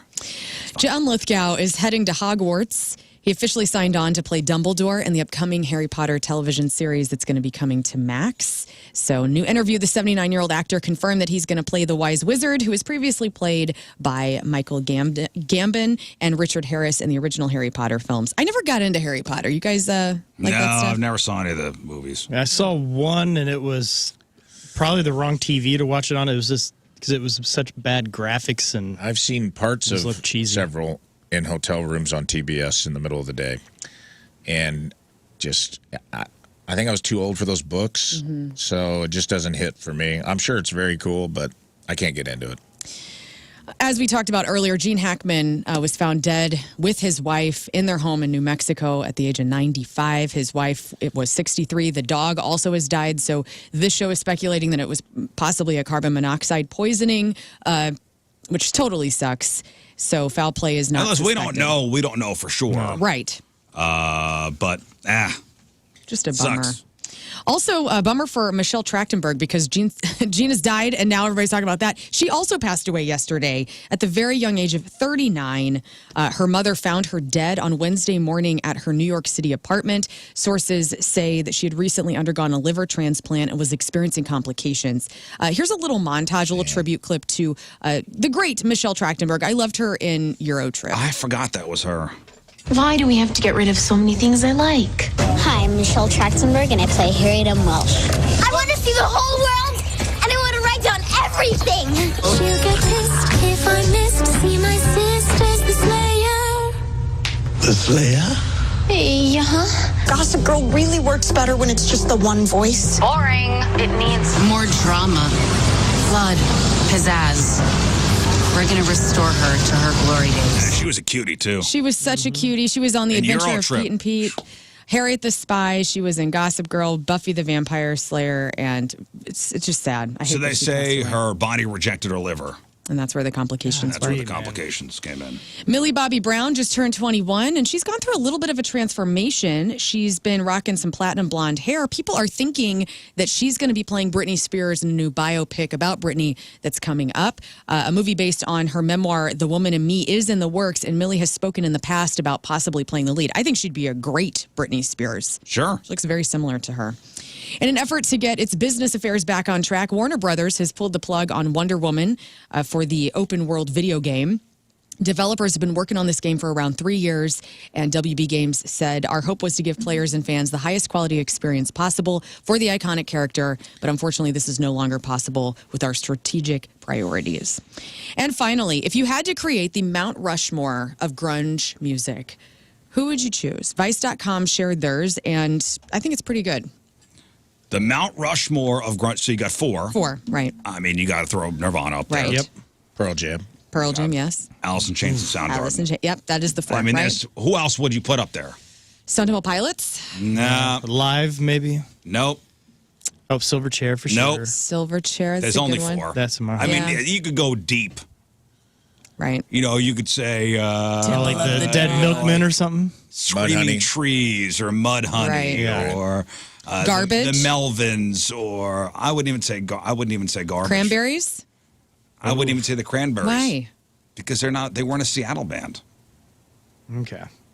Okay, well, if you're using geography to do grunge, I guess, yes, you're right. Who else is from Hearts from Seattle? That was classic rock. Marcy's That's Playground's classic from rock. Seattle, right? Yeah, but that's post-grunge. Yeah, there's only 4. Yeah, and this is it. So All Nirvana, right. Soundgarden, Pearl Jam, and Alice in Chains. That is your Mount Rushmore of grunge, and that was your crap on celebrities. All right, celebrities celebrating a birthday today. Jenny J. Wow Farley from Jersey Shore is 40. Josh Groban, singer. Oprah helped make him famous, is 44. Chelsea Clinton, daughter of Bill and Hillary, is 45. Tony Gonzalez, Hall of Fame tight end and football commentator, is 49. Chili from TLC is 54. James Worthy, Lakers Hall of Famer, is 64. Leonard Skinner, vocalist Johnny Van Zant is 66. Journey guitarist Neil Schon is 71. Ralph Nader turns 91 today. And Joanne Woodward, Paul Newman's widow, won an Oscar for The Three Faces of Eve. Joanne Woodward is 95 years old today. Congratulations. And today's porno birthday, which is being brought to you by Patricia's, where fun and fantasy meet, is Havana Ginger. And today's birthday girl's been in 330 fine films, including Two Hoes and a Bro. She was in The Ass Farmer, The Baby Doll Diner, Black Mamba 2, Booty Juice 9, Chasing Mandingo, Chicks and Salsa 3, Gazangas 9, The South Beach Latina Rampage, Welcome to Dark City, and who could forget her role in 2011's No Pill, No Condom, No Problem. Wow. Love that one, dude. Oh, wow. Havana Ginger is 41 years old. That's your porno birthday. Those are your crappy celebrities. And that was your, your crappy birthdays. I got all screwed up here. That's okay. That's that last title was a doozy. Yeah. Porno birthday, crappy birthdays, crap on celebrities. There you go. Thank you.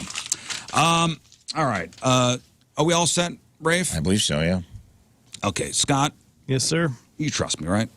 Yeah, I said yes. What? You trust me. Of course. Now, Moon's not here today, so this was going to happen with Moon, but I guess you're the next best thing. So I right. want to try something out. It's a bloodline thing. Mm-hmm. You're the cousin brothers, and you're gonna be his tribute. Moon's Man. adopted. It's not a bloodline thing. Let's just. You guys spent a lot of time with each other, in your youth. Yeah. If I sent you off somewhere, is that okay? I guess so, yeah. Where are you sending him? I mean, not far. Oh, Not close either. Not though. close either. I shouldn't have been drinking all morning. Well, I'm glad you dressed up nice today. Well, fun. oh. I'm nervous now. I don't think you doing should to be. him? What are you both doing to him? I don't know. I know very Why? little, but what I do know, I love you, buddy. Oh my God! Look, the little that he's let me in on, because I've become partly an assistant in this now that I didn't get volunteered for this.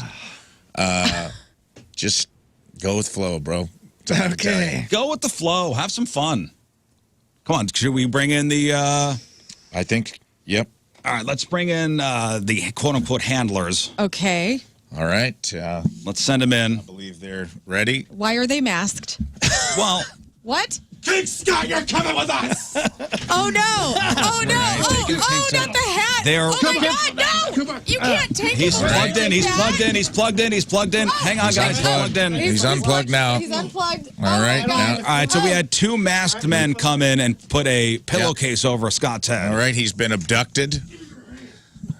Pillowcase. Who the hell were those guys? That's insane. That was Joey and Zane, by I know the way. that's Joey and Zane. I'm in on this too. So we Let's go. just had King Scott removed from the studio by 2 masked men who put a pillowcase over his head. Hold on, he's in the hallway. Is he? I don't being- know if They're he can zip hear the tying show. his. They're literally zip They're tying. zip tying him. He's being. Yeah, Yeah, they put him in zip ties. Oh my God! I didn't know there was zip tying him. Yeah. Why do you have all this torture stuff? in this Listen, station? I said, you know what? Get into the roles. Run with it. It's Joey, video Joey. Zip ties are involved. I know they were going to zip tie him. I knew they were going to remove him from the studio. Well, I didn't. There's a lot of rage. We don't want him okay? to know. So they're taking him to the number 2 show studios to Yes. put him in isolation and some light torture. Not CBT, but just regular torture. Nothing too serious, just to kind of get him a little worked up like he doesn't. I thought you did a good job. You sold him well. He doesn't know what's about to happen to him. At the beginning of the show, I said somebody's life's going to be changed today. Mm-hmm. That's right. And that person is King Scott. we're going to harken back to our bucket list. Yes. That's right.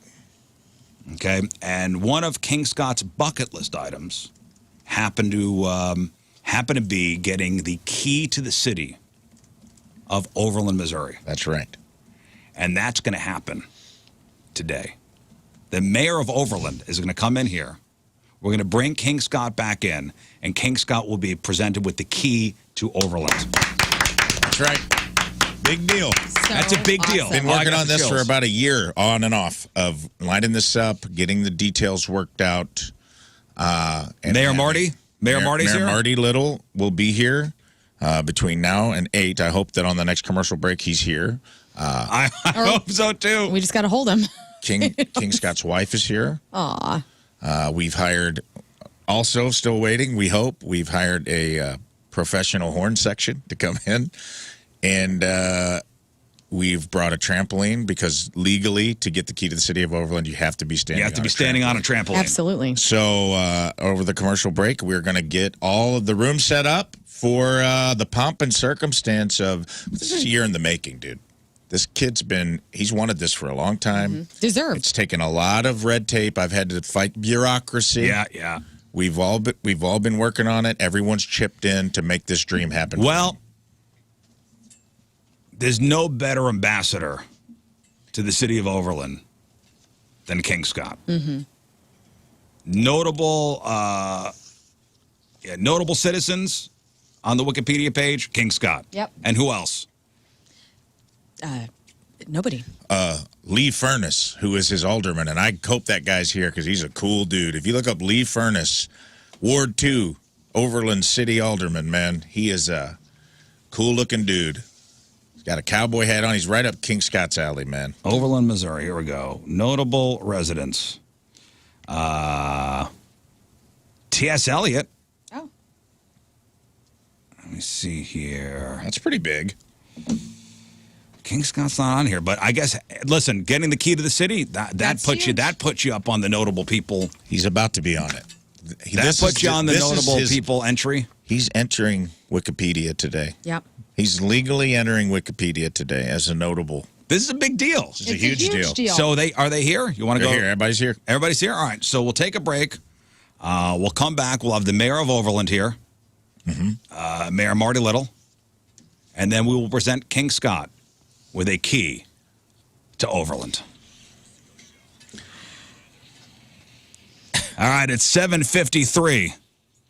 It's Thursday, traffic and weather. Learn coming at you. And it's brought to you by Golden Oak Lending. Do you need extra cash? Golden Oak Lending can convert your home's equity into cash in as little as 14 days. Let Golden Oak Lending cure your blues. We got debris in the roadway of northbound 270 before 40. The right shoulder is closed there, but all lanes are open. Your point weather today will get up to 58 as the high. Sunny like you see right now. A low tonight of 38. Right now, 42 degrees at 7:53. Boy, what a day, huh? What a day. What a day to be alive, man. So before the break, King Scott was quote-unquote kidnapped. Abducted, absconded, and to their credit, they got into their role. By two men wearing masks. I said, I said at the top of the show that somebody's life's going to be changed today, and that person's going to be King Scott. He didn't know it. So we had two men come in wearing ski masks and throw a pillowcase over his head, bring him out of the hallway, zip tie him. Yes. Zip tie him. Drug him to a stall, made him listen to Beyonce's Cowboy Carter album as part of and remove his socks and shoes without giving him any reason why. Socks and shoes part, too. Yes, okay. and I believe they may have tickled his feet. Well, that was on them. That was not at my instruction. That's fine. Well, one of King Scott's bucket list items, and we've been slowly checking off items on our bucket list, was to get the key to the city of Overland. Mm-hmm. Yeah. And joining us in studio, the mayor of Overland, Missouri, Mayor Marty Little. Good morning, Mr. Mayor. Everybody, happy to be here. And an honor to have you in the studio. I tell you what, there's no better ambassador to Overland than King Scott. And his lovely wife, Allison, is here as well. Yeah, Al. What an honor this is to have King Scott get the key. How long have you been mayor of Overland? Mayor for about 3 years. 3 years. Yeah. So, Are you you're an Overland guy, born and raised? born and raised Overland guy. Parents Overland people. Grandparents Overland people. Great grandparents Overland people. Wow, all the so you way got back. roots. You got roots. This man he's the Carnegie of Overland. You got roots. I love it. In Overland. So what made you want to get into politics? What made you want to be the mayor of Overland? Yeah, so my grandfather was actually involved. And so when I was a little kid, I was the little brat running around City Hall and got to know folks and then grew up and decided that I'd like to know what's going on and keep Overland in good shape. And here I am. Right. So here I am as part of a kidnapping. Yep. See how it goes? We promise you won't press charges. Did you used to threaten people as a child in the city hall? Like, I'm going to run this place one day, and Yeah. you're out of here. And Allison, you guys love living in Overland, right? Yes. They love Overland. And Scott's always, talking about how great it is over there. And, this was one of his bucket list items was to get the key. So I know you've worked with Rafe to get this done. You've been amazing through the whole process. And you actually have a key, like a physical key. We have a key. We have a 20-inch pair of scissors to cut a ribbon. We have a proclamation. A very small ribbon. Why are we cutting a ribbon? What are we? This was my thing. Are we I doing wanted all to- the municipal things? Yes. We might even pass an ordinance while we're here. Yeah, we have a lot to do. And you know what? A ribbon is a good thing to cut and signify, change. It's just Yeah. signify a building opening. Well, maybe a guess building what? will open. We don't know. Someone's heart is opening. That's Today. right. Like usually, right, Mayor, we cut a ribbon when something, a new park, a new building. This is a It's ribbon. usually the case. Today's a little different. Listen, this ribbon signifies his entrance into the Overland Wikipedia page. of as notable residents. Notable residents. Official King Scott Day, February 27th, 2025. Oh my God, this is See? so awesome. I didn't know T.S. Eliot was an Overland guy. Yeah, that's a big deal. We didn't even know that. Yeah, Charles Lindbergh was around for a while. The guy they named the street after? Yeah. The So boulevard? That guy? 3 names synonymous with Overland Park, Missouri. Charles Lindbergh, T.S. Eliot, and King Scott. King Scott. Wow. Pretty cool. We even got a horn player. Oh, yeah. We got a horn. Aaron's here. He's going to play the official King Scott Day inauguration. He's not tune. getting inaugurated to anything. Yes, he is. Yeah, he is. Don't tell us what this is. Yeah, this is everything right So now. we've just wrapped up every kind of municipal Every kind of thing. municipal thing in this. And we do have a trampoline in here. Coronation, yes. Legally, it's not legally binding unless he's standing on a trampoline to accept the key to the city, because that is the official mascot of Overland, Missouri, is the trampoline. I can hear Joey yelling at him in the hallway right now, by the way. I just heard him screaming at King he's Scott. being tortured. Listen, wait, hang on, be quiet. Oh, they stopped. Oh, they stopped, of course. The one time that Joey's silent. I hear hear it him now, yelling yeah. now. You want to bring him in? I will. I'll play the official. Should I play the trumpet fanfare? Might as well. Let's bring him in. Let's bring King Scott in. I'm going to text him because they're around the corner. Yelling at him. He's currently I can see the reflection of him being yelled at in the hallway, but he's being brought in. Let's bring King Scott in. Don't take the. They're coming. This poor guy. Okay, put him up to a microphone. Okay. You have All right, thank you. All right. Don't, Kidnappers. Don't move too much. Scott, Sir. who has a pillowcase over his head, who is zip tied, by the way. Yes. Do you have any idea what's happening? I'm on a trampoline. You are on a trampoline. And your I toes got in the no other springs. clue. You have no other clue. Okay, so Can't see. There's some figures, shadowy figures in here. do you want to remove the hood? Yes, let me do that. Remove the hood right now. And we get some scissors and No, you keep the. Oh, your wife is here. What? Hi, hon. Hi, babe. What is this? We're cutting the zip ties off King all right, Scott. you're being freed. Scott, do Yes, you know sir. the man to your left? You're barefoot. Yes. How's it going? Marty, That is Yes, Marty. Nice to meet Mayor you officially. Marty It's a pleasure. Little Of your Mayor hometown. of Overland, Missouri. No. got and two King gifts Scott. for you. What? Mr. Mayor. Today is your day. You just received the Look at key to that. the city of Overland. Amazing. King Scott Oh, has my received gosh. the key to the city of Overland, Missouri. Now, after the mayor reads the proclamation, Yes. Aaron, if you'd like to play the official King Scott Sorry. Yes. key to the city of Overland ode. Now I get it. King Scott standing on a trampoline. It's not official if you're not standing on a trampoline when you receive the proclamation. So here, let's get as close Mayor to Marty as we can. Mayor Marty. Well, first off, sorry for the trauma. That's all right. That's fine. I like how Overland operates. So we have a proclamation here, whereas King Scott is the producer of the Rizzuto Show on 105.7 The Point, and whereas King Scott has provided many hours of entertainment for those on their morning commute in the St. Louis metro area, and whereas King Scott frequently shares his love of the city of Overland, thank you, with the listening audience, and whereas King Scott is to be celebrated for his voluntary service as an ambassador for the city of Overland. Now, therefore, I, Marty Little, Mayor of the City of Overland, do hereby proclaim 27th day of February 2025 as King Scott Day. Holy cow! Hit it, Aaron! Hit it, Aaron.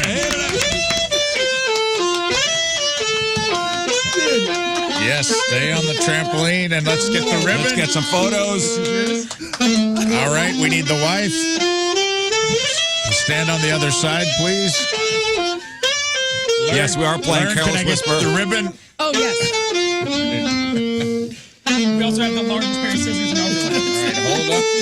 Mayor, hold it up. Okay, Hey, All right. give it up for Aaron, man. Aaron. And we're going to hold on. Let's commemorate this. Make sure we got a photo. Great scissors. Congrats to King Scott. As soon as we cut this ribbon with this tiny ribbon with giant scissors, you officially enter the Wikipedia page of Overland, Missouri. Yeah. Aaron, hit the tune one more time, will you? All right. There we go.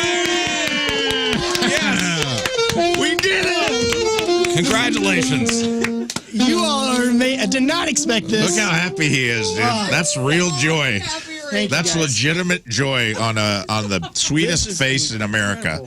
Now, does that key open anything, Mr. Mayor? Every house. Yes.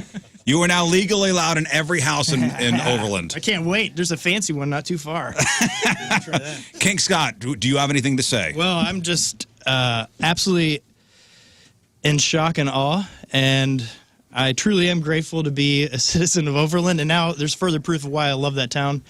I mean, it feels like this. It's a small town in a big city, and everybody knows everybody. It's a great place, and to be a part of their lore now is incredible. So thank you guys. That's amazing. Congratulations, Now, you can never leave, by the way. You are legally You can never obligated move out of Overland. Never Right. move out of Golden Overland. trampoline there in Overland, and I'll Yes. never move it. They put up one of those dog fences, and we're going to hook you up with one of those like electroshock collars. things. And if you try to move out of the city, you will be electrocuted. Yeah. So, And executed, actually. Actually executed, not electrocuted. Well, congratulations. So, forever, February 27th, 2025 will be Smokes. officially Scott. King Scott Day.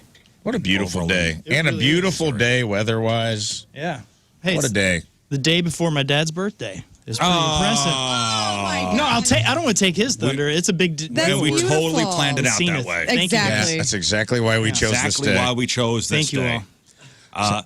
Mr. Mayor, anything to plug for Overland? What do we got going on? Overland's a great place to be, great place to live. I always say that it's kind of the hideout hipster capital of St. Louis. It's affordable, great restaurants, great people, like I said, small town ideas, great housing. So everybody's always welcome, even though it's not the rest of your days, you're always welcome there too. We're all moving to Overland after the show. That sounds cool, dude.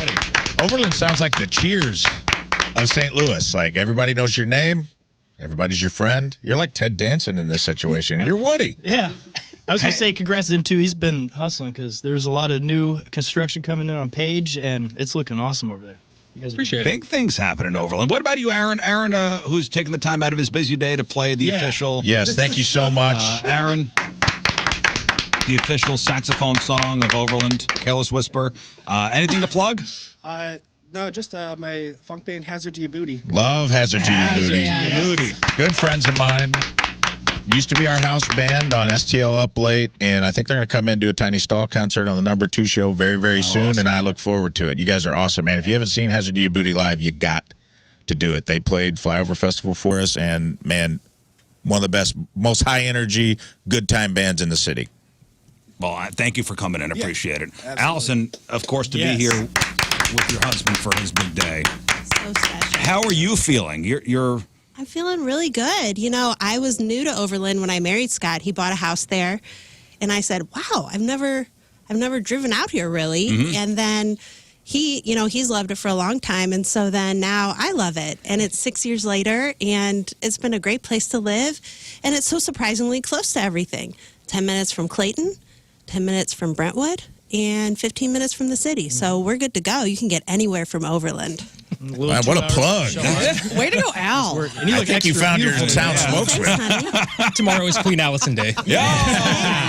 Yes. They actually shut the town down for that. And to our kidnappers, man, you guys, Wow. yeah, you did it. Yeah, You scared us. So Did you guys get them on Craigslist? I was trying to figure out where you hired these guys.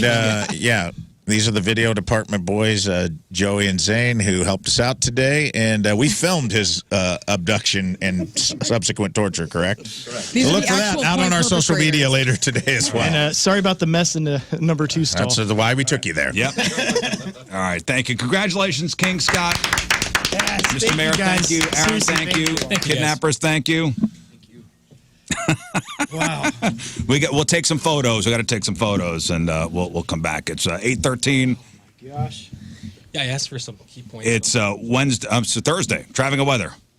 Learn coming at you. And it's brought to you by Golden Oak Lending. Do you need extra cash? Golden Oak Lending can convert your home's equity into cash in as little as 14 days. Let Golden Oak Lending cure your blues. Debris on northbound 270 before 40. The right shoulder is closed, so watch out for that. High today 59, low of 38. Currently 43 out there at 8:13. All right, news next. Basking in the glow I of know. being named, well, first off, having his own official day in Overland and being given the key to the city by the mayor. Wow. That's amazing. I guess I can huge. declare whatever I want to happen on a day, right? Oh, yeah, it's your day in Overland. You can do whatever you want. All right. You could do any crime you want, right? That's exciting. Commit any crime you want, and just in Overland, though. Yeah. Somebody get on there and update that Wikipedia page right now. It's official. Somebody will do it, yeah. Ooh, I yeah. hope the mayor does it. Update the Wikipedia Look page. out, Skeeters. I'm going to get a lot of free frozen yogurt today. So Or when custard. I said, hey, just roll with it, what'd you think was going to happen? Well, I thought I was going to be driving somewhere. So I was trying to figure out where I was driving. And Oh, you thought I was going to send you like to Chicago? yeah. I was like, oh, this could be very, very fun. I don't know where I'm going. Which we've done before. Yeah. But I'm like, but they need me to. And it's a Yeah, Moon's not here. Yeah. I just couldn't figure out where I was going. Well, and by the way, Moon wanted to be here. Just the timing did not work out. The mayor's very busy. Okay. No, I just figured Moon was like, nah, I can't be there. I'd rather go pretend I have a show somewhere. Yeah. He didn't realize not he my had day. He didn't realize he had a flight early today. Oh, okay. So because Well, this that's a bummer. has been It would've planned out fun. for a little while. But no, I'm just happy that, I mean, the mayor actually took time to come and do this. Is Well, originally Rafe wanted to put you in the back of a van. Seriously, behind the scenes, Yeah, go. Rafe wanted to put you in the back of a van and circle the block. I did. Yes. And I go, Rafe, and I love the spirit of it. You have such a beautiful mind. Yeah. It's like, I do Let's like just- I was outvoted. Let's just bring him into another room. I wanted to kidnap you, put you in like the Keishi van, and just drive you around the parking garage like 10 times and then have him bring you back up like you were taking to another location. just drive it all the way down to the bottom so I have to go up the steps. So I'm like, where Yeah. the heck are we? Yeah, that's awesome. Which So would have you been just which would have completely been funny. discombobulate you. Yeah. Which would have been funny, but we could have also just, not seen you for an hour. Yeah. Oh yeah, That was good great. point, David. We got a guy inside. What better way to get a Taco John's That's right. in Overland? Mayor Marty Little, if you're listening, That's what this thing does right here. be the change you want to see. The key, that key is a key to a Taco John's yet to be built. Yeah. Well, congratulations, King Scott. Thank you. You can now check that item off your That's your right. bucket list. That's a big boy one. And this key is heavy. Have you felt it yet? And by the way, how cool is the mayor? so He's cool. awesome. So young. Yeah, Cool Mark, guy. he's 38. Cool Nice. name. Yeah. Marty Little. When I found out it was Mayor Marty Little, I go, that's exactly what I wanted the mayor of Overland's name to be. And I knew- didn't know it until I heard it. I knew I was voting for the right guy. I didn't Mayor know Marty. why, but I knew. Oh, that would have been Special. awkward if you didn't vote for him. Yeah. That would have been very weird. That's great. All right, congrats, Scott. Thank you. Let's do some news. Oh, yeah. We gonna do some news. And your news being sponsored by. The Shack. Breakfast and lunch. Join them in February and donate to Backstoppers. We love the Shack, and they do a big Backstoppers fundraiser every year. So Good people over there. Not only the Shack, but Corner Pub, also the Tavern. More violence at a fast food restaurant here in our city. Oh boy! Now we go to Jimmy John's. What could somebody be unhappy Come on. with? Probably the bread, because you guys have a real problem with it. They got great bread. I don't. This person didn't order the Beach Club's the problem. That's right. They should have got On that. They'd wheat. been happy. Listen, I don't know exactly what happened here, but as far as was it a food issue, I don't know. But dissatisfied with her Jimmy John's sandwich order, a customer spit in an employee's face after throwing cookies at the downtown location. This is the Jimmy John's on Pine. This is about a block away from Keener Plaza. This happened on February 12th. Not just the person who spit in the employee's face, not only was she arrested, the employee wound up being arrested too. Okay. According to police, the employee chased the customer out of the store and hit her in the face with a closed fist, which is, I guess, Man, you can't do that? Somebody spits in your face. that's Yeah, it seems like can't. that's okay. She is the spitter is Chelsea A. Tice from Florissant. She's 32. She's facing a 4th-degree assault charge for spitting. The employee is Keyshawn Nesbitt. He's 22. 4th-degree assault charge. That's for punching Chelsea in the face. He'll be in court on the 10th of March. She'll be in court on the 11th of March. Good stuff. Doggone it. He was so close to just looking Good like the stuff. hero there. NASA, back in the news. The asteroid that was set to hit the Earth, also back in the news. Uh-huh. They have another projection. What are we at? 10%? 20%? Where are we? We have another projection. This is Asteroid 2024 YR4. So in a news release on Monday, NASA announced the asteroid, which 1 week ago was predicted to have a 3.1% chance of hitting Earth. They've now lowered the impact probability. I remember I told you it was lower last week. Well, it's even lower now. Dang it, I just bought a box of helmets. I'm going to have to return all those. 0.004% chance of hitting the Earth on December 22nd, 2032. According to NASA, there still is a 1.7% chance of the asteroid hitting the moon on the same day in 2032. NASA is expecting that percentage to decrease as more observations are made. The chances of this asteroid hitting the Earth has been fluctuating over the past couple weeks. The asteroid was first reported in December of 2024 and is large enough to destroy an entire city, which initially calculated to have a 1% chance of hitting the Earth in 2032. By February 7th, the odds doubled to 2.3%, a percentage that experts called uncommon. On Tuesday, February 18th, NASA recalculated it to 3.1%, the highest ever recorded for an object of its size, according to NASA. But now it's 0.004%, which is good. Yeah. Yeah, we can just scratch that off of things we were concerned about. We're looking forward to. Yeah, people are going to be disappointed. We thought this was just going to be over. I just wonder if the scientists ever, they're like, man, it's so tiny, and it seems like it keeps growing and growing as it gets closer. I don't know, we're worried about it. It just keeps getting bigger. Yeah, I somehow. guess will it fluctuate back? I mean, now that it's zero, it's gone.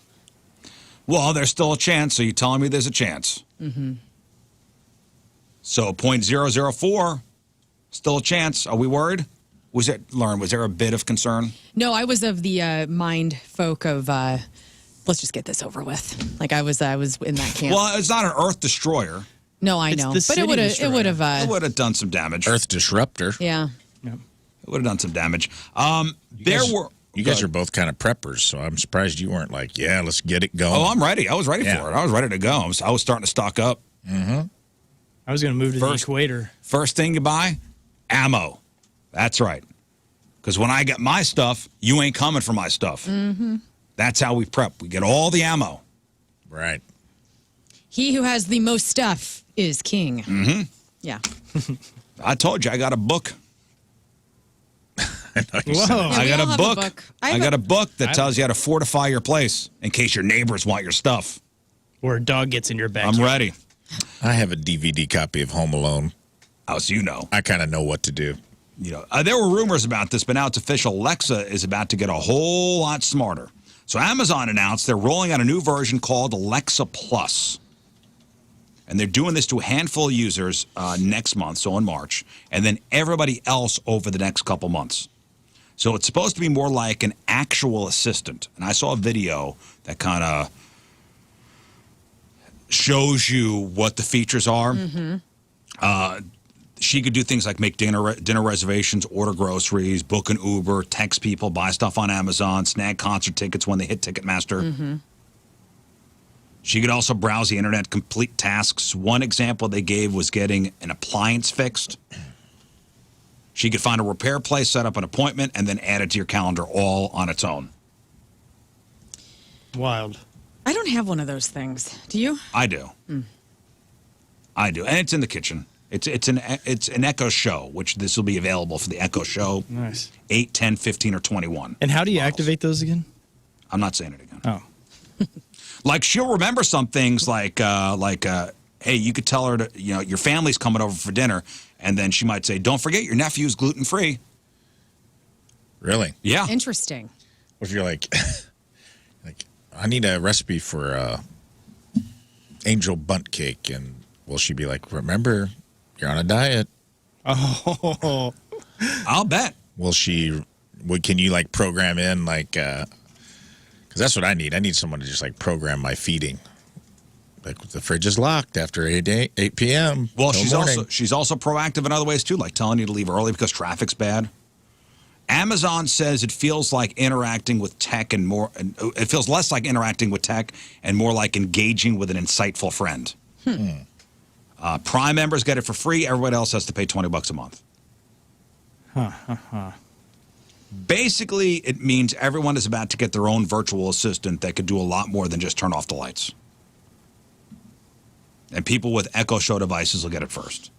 That's Amazon's smart speaker with the built-in screen. Again, the show 8, 10, 15, or 21. I'm not sure which version I have, but man, what's the point of being married, right? Right. Yes. I don't know. We use our Echo Show all the time. It's I'll say play Spotify. I'll say you could say put on KPNT and it'll start playing the radio station. All right. I don't have any of this. Yeah, me either. Active in my home. I think I'm a little bit of a. Your analog. That's my. I guess that's my conspiracy side of me. I don't know. I mean, I got my phone, obviously, but it's like I don't have like a device just sitting on the counter that I bark commands at. Makes me feel like it's too invasive. It makes me feel like it's constantly. I can leave my phone in the other room, but if I put like Echo Dots up all over the house, I know, I know, but it's like set a timer. Every time someone uses it, I'm like, yeah, it's cool. Yeah, it's cool. I can even watch like Netflix on it. I don't know. I mean, it'd be awesome. We lose our remote controls constantly, so it would be awesome to just have something. I mean, like turn on the TV, go to Apple, put on Severance. I would love to be able to just do that. Like I got I got one of those shows, and my TV is also integrated in it. You're connected. I'm connected. I'm connected, guys. Fancy. GLP-1 weight loss drugs. Yes. That's your Wegovys. That's your Ozempics. By the way, I saw a thing in the New York Times this past weekend. I was not aware that these drugs came from a reptile. What kind of reptile? Like a lizard. It looks like a lizard. Like these Ozempic Komodo dragons. It's not the Komodo. It's not. Yeah, it's the Gila monster. Oh, the Gila. Gila? Gila? It's Gila, I believe. Gila monster saliva led to the development of a new drug called exenatide, which has the ability to help people with type 2 diabetes. Yeah. Well, not only will the GLP-1 weight loss drugs help people lose pounds, but also lose the desire for cocaine. Yeah. Oh, good.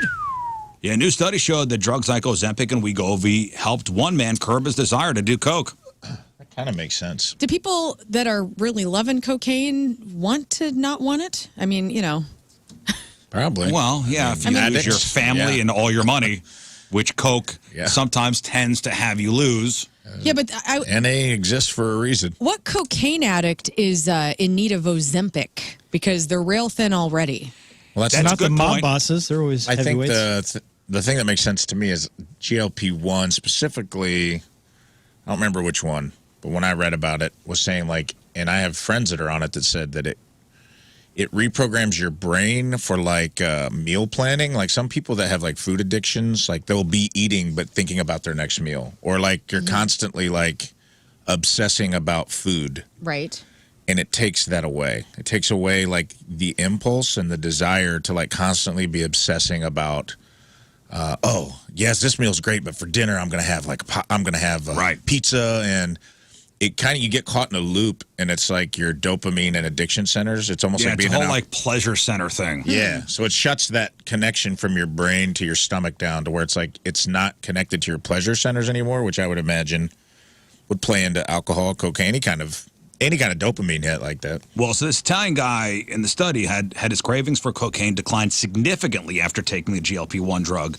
By the end of 12 weeks, he had lost 12% of his body weight, and his cravings for cocaine dipped by 59%. How many weeks? Dang. 12. And a researcher said it's going to take more time to confirm the usage of GLP-1 for drug dependency, but it's a possibility. So, just like Waffle House and other restaurant chains, Denny's is adding an egg surcharge at some of its locations. Here we go. Due to the rising cost of eggs. So they said the surcharge will be considered on a restaurant-to-restaurant basis. Of course, the avian flu has caused millions of chickens to be euthanized, causing the shortage. Denny's also plans to close 150 stores by the end of the year. I wonder if local restaurants are going to consider getting their own chickens. They have to. I mean, I would if I had the space. Yeah. We got our eggs now from a farmer at a significantly reduced price. Yeah, my sister-in-law and brother-in-law, they have a farm, and they just added a ton of chickens. I mean, it's a no-brainer. And I think most towns now allow you to have a few birds in your yard, like up to like 5 or 6. Not all towns. There's a story out of Jersey about this one woman whose town is like, you cannot have chickens in the backyard. Yeah, we do not want you to get free eggs. Well, she calls them emotional support chickens. Well, yeah. No, you must buy them. The Return to Oz movie really had an impact on her because Dorothy in that movie has a little emergency chicken that she carries around with her. Well, homeowners associations have a lot of rules, including what color your house can be, and you can't put an RV in your driveway. So in one South Jersey neighborhood, a woman has been fighting her HOA to keep her emotional support chickens, and they've been battling for years. Emotional support chickens, my ass. Ever held a chicken? Yes. Okay. Cuddled with it? Yeah. Nice. We had chickens on our farm. Oh, yeah. Yeah, they're awesome. I've seen them. This woman named Lori Smith has been ordered by a judge to remove her 5 emotional support chickens and their backyard coop by April. She says, I was told by a board member we would be able to have chickens, and we needed permission from our immediate neighbors, which we got, no issues. And they're like, nope. And so we obtained our chickens, and about 6 weeks in, I noticed a significant and profound impact in a positive way in my symptoms of PTSD. And I just thought this was the greatest thing. It's a miracle. But then came the HOA and said the chickens have to go. She says we got an email from the board saying we were not allowed to have them. We weren't allowed to have a coop. We needed to get rid of them immediately. Would you care if your neighbor had chickens? No. My neighbors do have chickens. I would They have welcome roosters. Oh, they do? Yeah, so they're crowing all the time. Or not roosters. Well, that's one. roosters crow, Overland, I don't think you can have roosters. Ellisville, you can have chickens. And in fact, the people that lived in my house before we bought it had a chicken coop. And so I had like chicken turds all in the backyard for a while. But it was great fertilizer for that grass. So. Yep. At your house? Uh-huh. Oh. I never heard about emotional support chickens. Yeah. Your chickens didn't seem emotionally supportive when I met them. What do you mean? They just seemed more utilitarian chickens. They seemed more like just regular chickens. Yeah, they were regular chickens. I don't know, emotional support chickens. Do you buy this? I mean, anything can be an emotional support. so. It's kind of annoying, I guess. She has something to take care of and love on, and I don't know, it's pretty sweet. And it's not hurting the HOA one bit. And now it's only making a neighborhood sucky, so who's going to buy there? Their home value is going to drop. She got to get rid of them by April 4th. Maybe she should say, look at the egg prices. and fight back. Yeah, do research on that neighborhood and start no one buy homes there so the prices drop. I think as long as you're cleaning up. Yeah, they're dirty. I don't have any issue with it, man. As long as you're like a responsible, that's where you probably run into problems. Is like people put the coop out that don't clean it, and then they get stinky if you don't take care of them. I think there could be something like that going on that's not being. Oh, that she may be a stinky. Okay, not living up to her end of the bargain. Could be. Okay. Maybe the neighbor said yes, and now they're like, "Yo, you got 20 chickens, and we thought you were going to get a couple of chickens. Now you've added to the roster, and you don't clean up after them. Like you never know." Yeah. Jennifer says Missouri passed legislation last year to prevent HOAs from restricting people from having chickens, but different municipalities still have zoning restrictions. Yeah. A new study found your mom was right when she said don't scratch that itchy rash. But if it's bad for you, why does it feel so good? Mm-hmm. So researchers finally figured it out and say there's actually a benefit to itching, like that rash. So they assumed that if scratching felt good, there must be some kind of evolutionary reason for it. So they used allergens to give mice a rash on their ear to find out exactly what happens when you itch. And some of the mice were allowed to scratch it, others weren't. One group wore a cone around their neck, similar to the cone of shame you'd have your dog wear after surgery. And they found that itching a rash makes it worse because your pain-sensing neurons release a compound called substance P that makes everything even more inflamed and swollen. That part wasn't surprising. But scratching also reduced the amount of staph bacteria on their skin. It's the most common bacteria that leads to nasty skin infections. Scratching off some of the staph could potentially help protect you from more serious issues. So they think that's why we evolved in a way that makes itching a rash feel good. They still say you shouldn't itch a rash. Yes, there might be a minor benefit to it, but in the end, your mom was right. It does more harm than good. I love it. I love scratching a mosquito bite until it's a bloody stump on my leg. Oh, It's satisfying until it isn't. Yeah. Mm-hmm. The worst is when you forget. I mean, it feels great until it becomes a scar. Mm-hmm. I used to have eczema, and oh man, there was nothing like just scratching the hell out of your shins. Yeah. I like when you get a big mosquito bite and you take your fingernail and you put an X in it. Uh-huh. That's a good move. And there's like a little relief. Mm-hmm. You can put something hot on it. That usually helps. I do like the scratching until it. I just like the pain of that itch. Yeah, that's right. All right, and we got anything more? Oh yeah, finally. Pull this off the ground. Pull this out of the trash. No, I meant to bring this up. We've heard of thieves stealing everything but the kitchen sink. That's the kitchen sink. At least one bathroom sink has been jacked. A restaurant in the UK says they believe a woman went into their restroom last week, walked out about 12 minutes later with their bathroom sink. Makes whole sense. thing. Just stuffed in a big bag. Those Kohler sinks are cute, you know. Get it. I've been in a couple Mexican restaurants where I'm like, man, this sink in my house would look cool as hell. And a lot of times it's those little like decorative bowl sinks that sit on top. Yeah. Yeah. And they got like Mexican tile and veranda. I'm like, this is cute as hell. Like I get wanting to steal one of those. Well, the owner says he and his staff later discovered the sink and some of the pipe work was mysteriously gone. Looked back at the security footage. They saw a woman who they think stole it. She wasn't eating there at the time, but she walked in, went straight to the restroom, walked out with the bag that was big enough to hold the sink. They don't have a camera inside the restroom for obvious reasons, but the owner says the sink, wasn't even that expensive. It's imitation stone, cost about $200 to replace, which makes it even stranger that somebody would go through all the trouble to take it.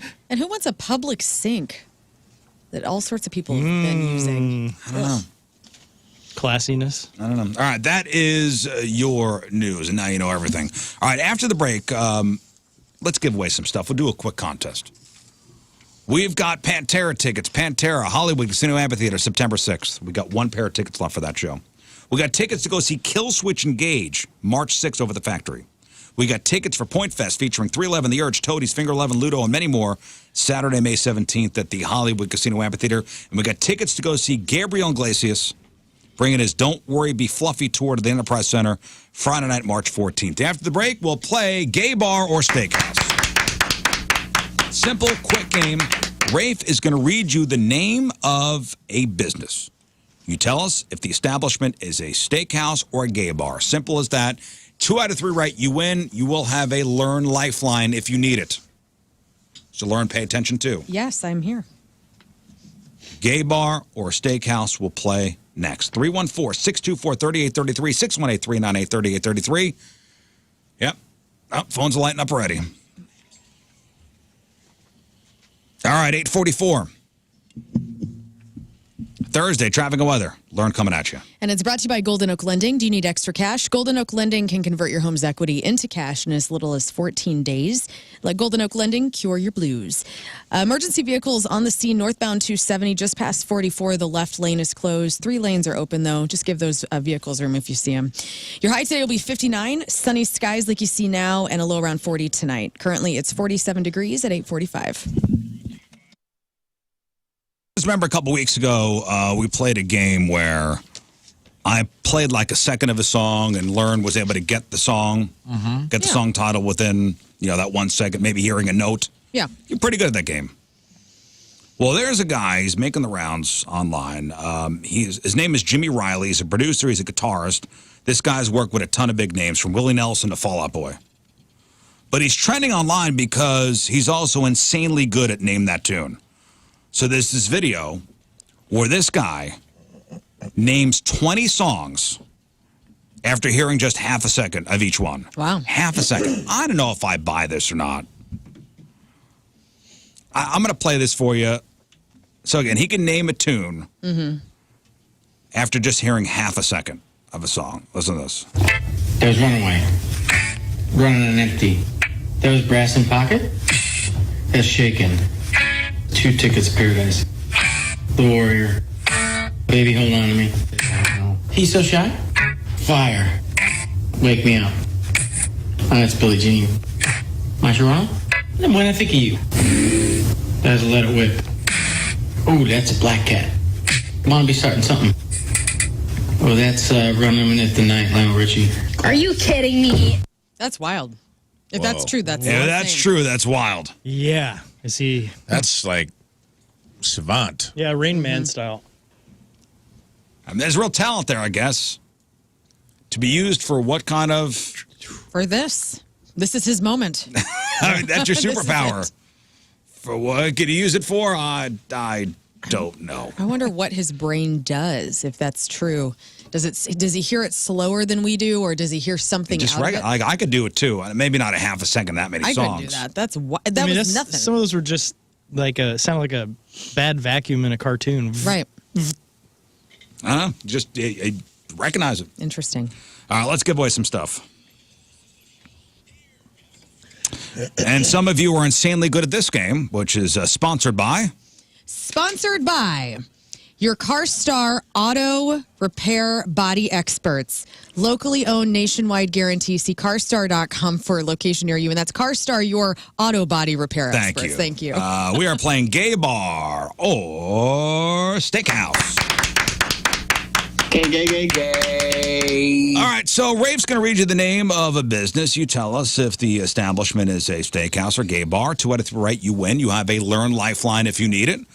We've got Pantera tickets. We've got Kill Switch Engage tickets. We got Point Fest tickets, and we got tickets to go see comedian Gabriel Iglesias. We have 1 pair of Pantera tickets left, so keep that in mind. Okay. All right, 314-624-3833, 618-398-3833. King Scott has loaded up the lines. Let's go to Matt in Overland. Matt.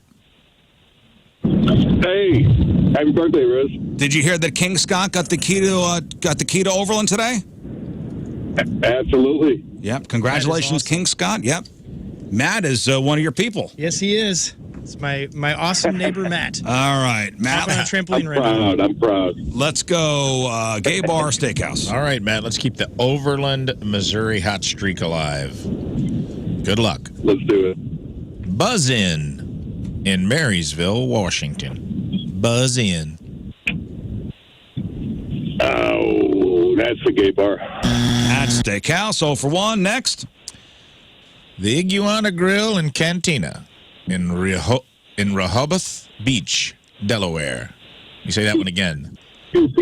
The Iguana Grill and Cantina in Rehoboth Beach, Delaware. Oh, man. I want to say steakhouse, but let's go gay bar. Is it a gay bar? Gay. Thank you. Nice.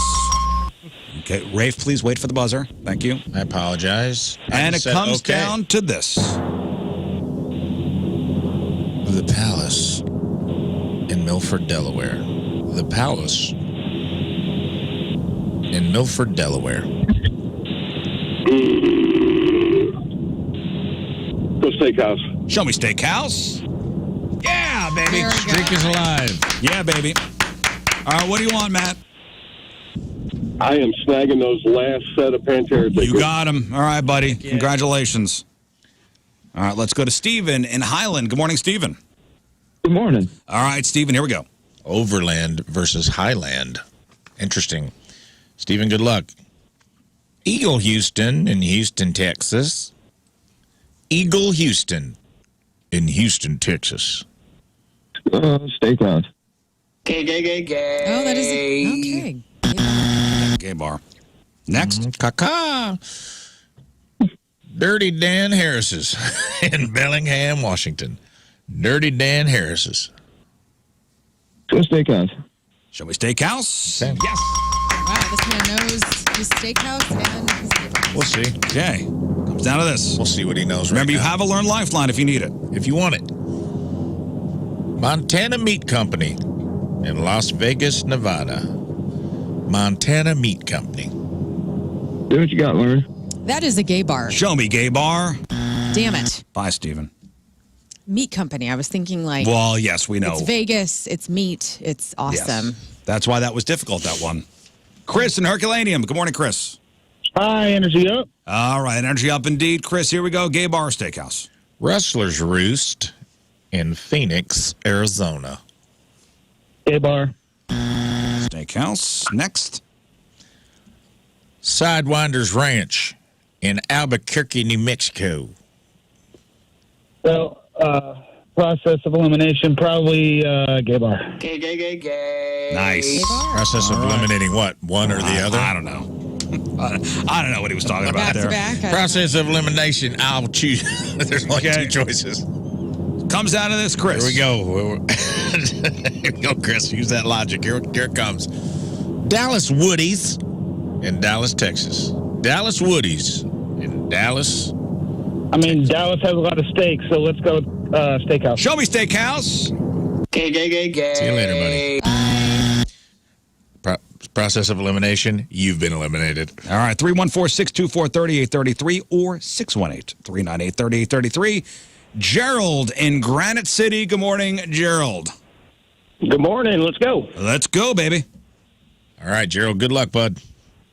GG's in Detroit, Michigan. GG's. I'm going to go with steakhouse. Gay. Okay, GG's is a gay bar. Next. The Hayloft Saloon, also in Detroit, Michigan. The Hayloft Saloon. All right. I'm going to go steakhouse on that one. Gay. Nope. He gone. He gone. All right, Nathan in Highland. Good morning, Nathan. Hey, how you doing? So far, so good. Let's go. Gay bar or steakhouse? Nathan, let's get this back on track. We've had a few people go out here. Buddy's Corral in Des Moines, Iowa. Let's go with steakhouse. Gay. Whoops. Next. Dempsey's in Fargo, North Dakota. Dempsey's. Gay bar. Gay bar. Gay. Nice. Okay. Comes down to this. Mavericks in Aberdeen, South Dakota. Mavericks. Whoa. Mavericks. Steakhouse. Show me steakhouse. Yes, baby. Very good. All right, congratulations, Nathan. Good job, buddy. Okay, Jamie in Rolla. Good morning, Jamie.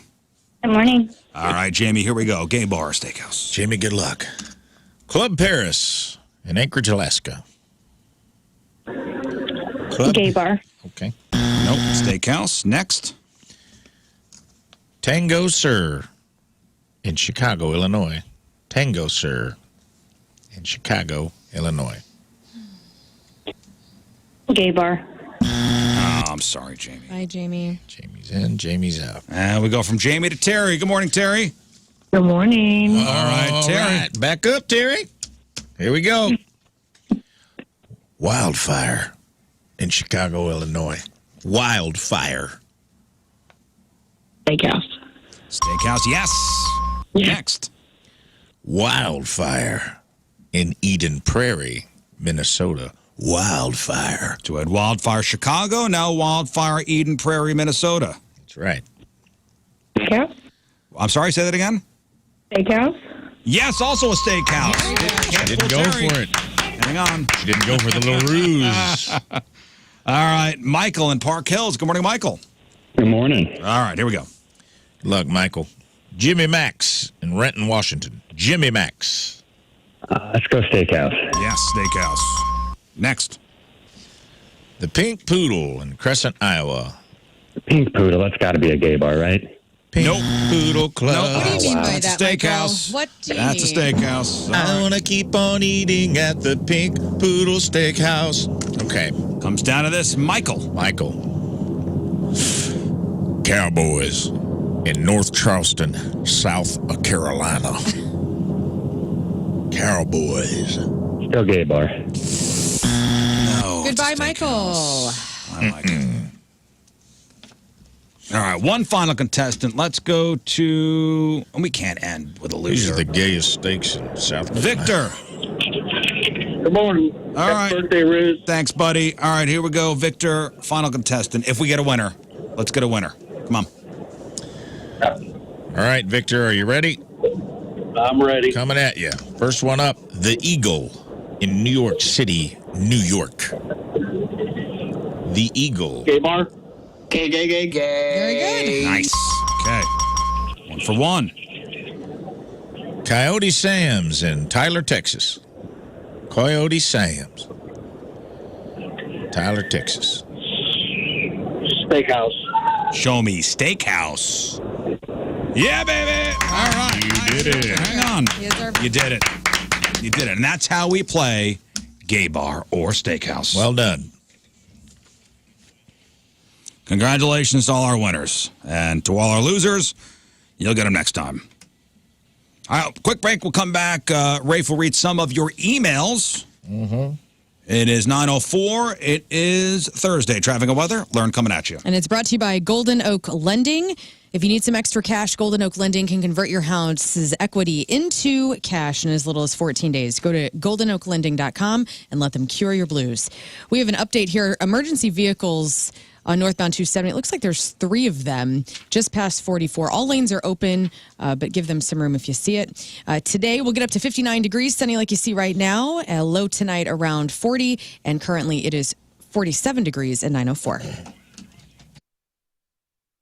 Hey, don't forget to check out the Rizlympics episode number 1, which is up there for your viewing pleasure on the Points YouTube page. We're burning rubber at the Gateway Kartplex, the premier go-kart racing track in St. Louis. It's all presented by DraftKings at Casino Queen.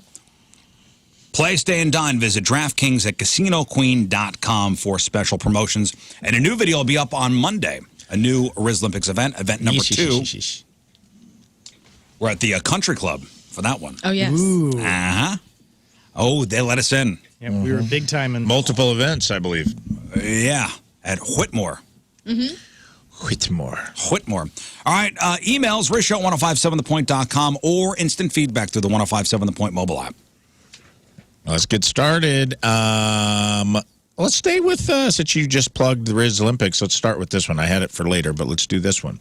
Hi, Riz Show team. Hey. Hi. Love the show. Have you considered adding Formula One racing to your sports segment? It's gaining popularity, and your unique take would make it even more exciting. Formula One racing. For listeners. The new season of Drive to Survive comes out in Feb, and the season starts in March. So it's a great time to get on the F1 bandwagon. I do love me some Formula One racing. I'll watch. My dad was an avid Formula One racing watcher. Which that was our most recent Riz. We went out to Worldwide Tech and for the first Riz Olympics event, we raced each other. I mean, if there's a big Formula One event, maybe it's worth putting it in. Yeah, I mean, Grand there's Prix of one. Monaco. May 4th is in Miami, so there's that, which would be huge. Is Formula One explain it to me as not a race car? Like, I know NASCAR. Is Formula One like the... NASCAR is your stock cars. Right. Is Formula Closed One wheels. the cars that look like jets kind of sit low to the ground, like Mario Andretti drove them? Those are Indy cars. So those are Indies. F1 cars are faster and more aerodynamic than other racing cars. Formula One, when they start a race... between Indy and Formula One. Tell me that. Formula One, they'll do a lot of road courses. It's European. Mostly out in Europe. Yep. Lots of tech. Monaco and Monaco. So these aren't closed courses like we were on. These are like out. You're driving around the countryside. they'll block off city streets. They'll block off city streets. So And they they'll did it to Vegas recently. Yeah, they'll also have enclosed road courses as well. And they do it on multiple continents, I'm reading. But when they start from a standstill. They don't roll start. Okay. So the starting grid on Formula One, they'll actually be still. It's no pace car. It's like Mario Kart. And there's a cap cost, $135 million. Oh, man, I tell you what, these cars are incredible, and they got, McLaren and, Ferrari, and these are incredible cars. And such... I think I've seen wrecks of these. Such people technology involved with these things. Yeah. What do the cars look like? They look like race cars. They look like Indy cars. Yeah. They do look like Indy cars? Yeah. I didn't know if it was like you could drive like... When I see people in like these souped-up Subarus, okay, so these look like legit race cars. No. They're a little more aerodynamic, probably. And you ever see the documentary Senna? No. Okay, well, never mind then. Okay. Dak Shepard's one is a really great into it, so documentary. that's my only connection to Formula One. Lewis Hamilton. Have you heard the Lewis Hamilton? He's the big F1 driver. Maybe in passing. It's not my world, but it's interesting. This is one of those sports, though. I'm always amazed how much money you have that team because you're flying them. Every race is in a different country, pretty much. You have to pay all those. I don't know how they can afford all that. It's flying around in incredible. aircrafts, or I don't know what they're doing. It's a pricey game to Sport to get be into. involved in, yeah. And then you know what's cool? I'll watch them on it'll be on like Sunday morning. I'll get up and the F1 race will be on because it's out in Europe somewhere. Yeah, I had a group of some buddies that they were way into it, and it was really fun to go to their parties when it would be Formula One day, and it is a special race. Next. All right. Hello, all. Hi. Word. We'll stay on the topic of cars. Did Riz ever get a camera for his car? I'm thinking of getting one and wonder which one he chose. No, I haven't gotten one yet. I got to do it. I got to pull the trigger on getting the Dash cam? dash cam. Okay. I really got to do it. That's the next part of the email. If he has not purchased a camera yet, which ones are being considered? And I appreciate everybody giving me advice on which one to get. And there were a ton of emails like, you got to get this one, you got to get this one, you got to get this one. I don't know. You want a front-facing, not a rear. I'll take both. That's what they want to know. Front-facing, rear, is it worth getting both? Get those old generic CCTV cameras that you just mount on the side of buildings. I feel like I see. What do you want one for? I can't even remember what you just Paranoia. Want just for your kids? Well, not only is my son going to be driving. Yeah. But man, you see all these videos of insurance fraud. People jumping out in front of your car. People jumping out in front of your car. God forbid something happens to me, and I need evidence of wrongdoing. But my I theory got the camera. If you don't have those, you don't have to worry about that because the only time you ever see it's on those cameras. So that's when it happens to you. I'm actually surprised a little bit that car companies haven't made that a feature with, especially Teslas do. With carjackings and things. Yeah, Teslas do have it. Teslas do, yeah. But I mean, they got all sorts of ones that you could, you build into the car. You could, put in the cigarette lighter. Yeah. I'm mostly interested in installing a bullhorn on my car. You can do that. Yep. Yeah. I told Tim that's what I want for my birthday is a bullhorn. You Not can do that. necessarily for just the car, but just like an old school one with the... Like from Blues Brothers. CB on it. Yeah, well, CB. I got some things to do. You're going to campaign or something? Yes, Well, your I'm going birthday's out on a coming up, campaign. What do you mean you have things to do? She has things to I got some say. errands. Got some Like if errands to somebody run. wrongs or cuts you off, I mean, it'd be nice to just, Window down. let them know. I know I'm going to have to hold the bullhorn and the CB at once and then continue to drive with my They knees. may not be aware of their wrongdoing. Wait, you want a bullhorn that connected to the car? Or just no, period?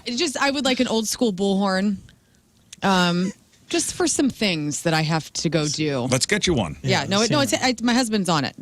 He knows what to do. She's getting one. Can I get a half latte half cab? You're going to yell at the Starbucks people through your I've had bullhorn. enough. So, yeah.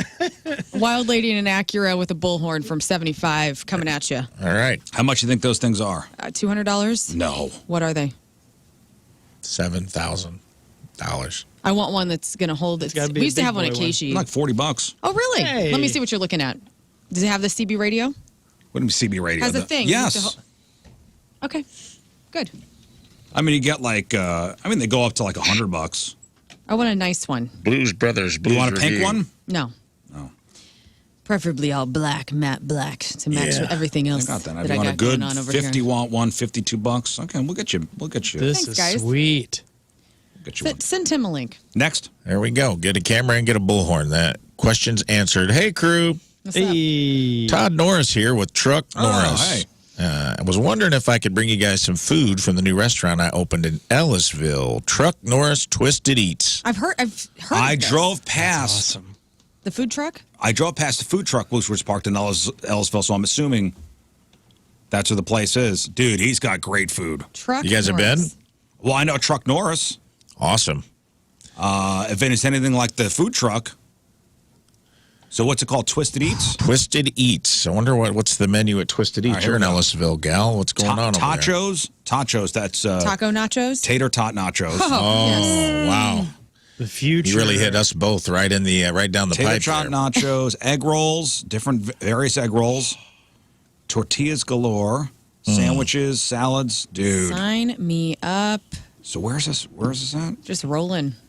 They got Yurchos as well. So is it a restaurant? It is a brick and mortar? I'm assuming.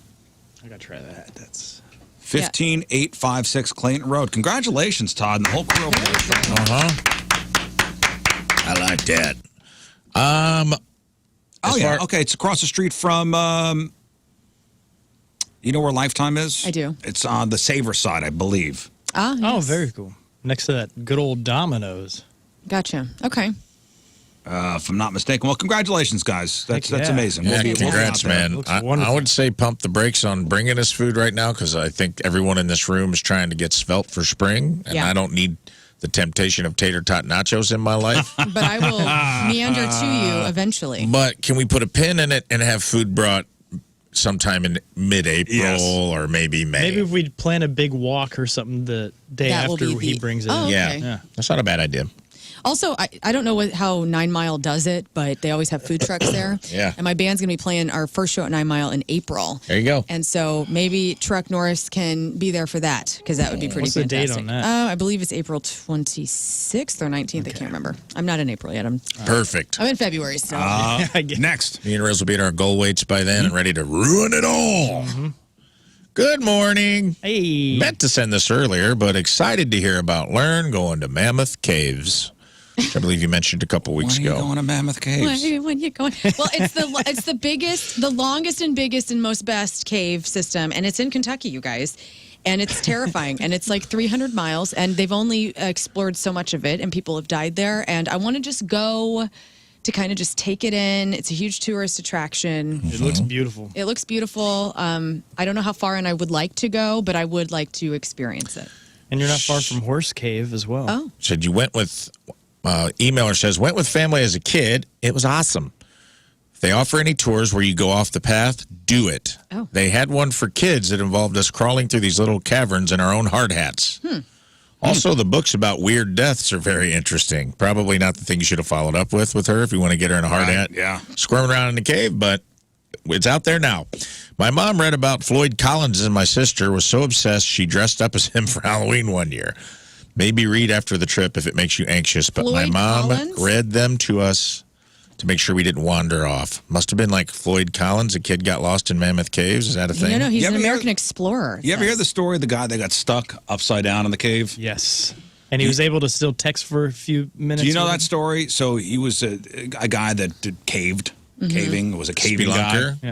Yeah. No, No, isn't he a was- spelunker somebody that's attached to a rope? Yeah, I've seen the guys Yeah, that free crawl. It freaks me out, man. So this guy went down into this series of caves, and he made a wrong turn, and he went down into this one area that was very tight, and he wound up getting stuck. Head down. Yeah, no thanks. And they called rescue crews in, and they spent almost 48 hours trying to get this guy out. Everything from getting drills in there but it was so dangerous they couldn't get him out. Well, Floyd, and he died face down, and there's diagrams of it, the way he got stuck. And they he just couldn't, and they wound up closing the cave off. He's still there. Still there. They couldn't get him out. That's terrible. Whoa. But he was texting his wife or girlfriend or whatever up until a few hours before he passed. He wound up having a heart attack. Floyd Collins, by the way, a cave explorer who became trapped and died in what is now known as the Mammoth Cave National Park. And so he died in there. You'll be fine. I'll be all right. I'm not going that far in. For me, like Merrimack Caverns I used to go to as a kid, but I never actually went through the caverns. I would just go to the gift shop, which is kind of a steal because you can get cool rocks and just be in the cave, but not really, and you don't have to pay. And I loved that. And I don't know if I want to necessarily go too far. I want to be able to still see some light because I'm a psychopath, so I don't need to be deeply in a cave. If an earthquake happens and then we're stuck in there and I got to eat somebody, I'm not doing it. So, but I just would like to go a little bit into the cave. Yeah. And I feel you. And has Tim taken you to Fantastic Caverns in Springfield? No, that's Tim where you has get to not. ride the cool little cart, like this car thing with and you go through it. It's really fun. Honestly, we got to do that when Tina and I went to the Stones concert. The Johnny, what's your hero's Johnny name? Morris. Your other Johnny bucket Morris. list? Johnny Morris has that, you take golf carts through this little, trail Cavern? where they have Christmas lights up year round, and they said it's really cool at night. But you go through cave systems, and they have a bar. It'd be perfect for you. They got a bar in there. Yes. Like you pull your golf cart up to the bar, you get a tall boy. It's there's a lot of room, and you go over bridges where there's waterfalls inside the caves, stalactites and mites everywhere. Your stalactites and mites, nice. It's big. So yeah, that's an easy one to do. All right, but thanks for the Mammoth Cave. All right, this is a little long, so I'm going to try to speed through it. Here we go. Listening to Monday's podcast, you were talking about Jerry Springer and dating married people. I grew up in a trashy talk show era, so I thought I'd share a crazy story about the Jenny Jones show. When I was 16, my friend and I met two guys, local bands, at a show one night. They introduced themselves and said they were 18, so excited that older guys could be into us, so we overlooked some glaring red flags. At some point, getting to know these guys, casually mentioned traveling to Chicago, but didn't elaborate as to why. Blame it on inexperience, but we did not ask too many questions, hung out for the rest of the night, paired off while me driving this, quote, older guy home. Again, I was a naive teen. Okay. Didn't question why he asked me not to pull up to his house or park further away so he could walk up. Right. Okay. Red flag. I think we know where this is headed. Big red flag so far. A few days later, met up again, this time at a park. When I see this guy's car, there's a baby seat in the back. I ask him, what's up with that? Without hesitation, he says it was his mom's car and his baby sister's car seat. Sounded reasonable enough for an 18-year-old story, so again, didn't pay too much mind. Turn on the TV. A few weeks later, I'm at home, get a call from my friend, the only person who knew I'd been seeing this guy, and she claims, oh my God, turn on the TV. Dennis is on the Jenny Jones show. Not good. I immediately grabbed the remote and tuned into the show entitled something like, My Baby Mama Thinks I'm Lying, and my heart sank. Baby Mama what? I watched the show and to my sheer horror discovered this guy's not 18, but 24. And married with 2 young children. His wife brought him on the show to take the infamous lie detector test with Jenny Jones to find out he was, in fact, cheating on her, which she was certain of that he would fail. Indeed, after taking the test, he failed, called out as a liar. The guy begs and pleads with his wife that the test's inaccurate and they cheated and that he's never cheated on her. And I'm like, yeah, you did. I couldn't believe my eyes. Not only could I confirm that he for sure was cheating, and had come back from Chicago only days before we met, almost instantly resumed his philandering ways. Needless to say, I cut him off immediately, never talked to him again, saw him sometime later walking around the mall with another underage girl. Oh. Couldn't believe it. Some people never change. Still can't believe it happened. Wow. And this is a local story? Yeah. Love you guys. Thanks for keeping me company every day. Sent from Captain Ron's eye patch. How long ago was this? Oh, man, if this is Jenny Jones era, dude. Yeah, 80s, right? This had to be 90s. 90s, the trashy talk show era. So this was the 90s. This guy, she was a teen. Late 90s. So she was a teen. He was 24, which is not good. Yeah, this stems from a story of women now are covering themselves in glitter. Yeah. The story we covered Monday was women cover themselves in glitter, so married men won't hit on them because the glitter will get on their clothes. And the wives will know. Why you got glitter on your face? It's married man proving yourself. Yeah. It's like baby proofing yourself. But he was on the Jenny Jones show. That'd be a weird thing.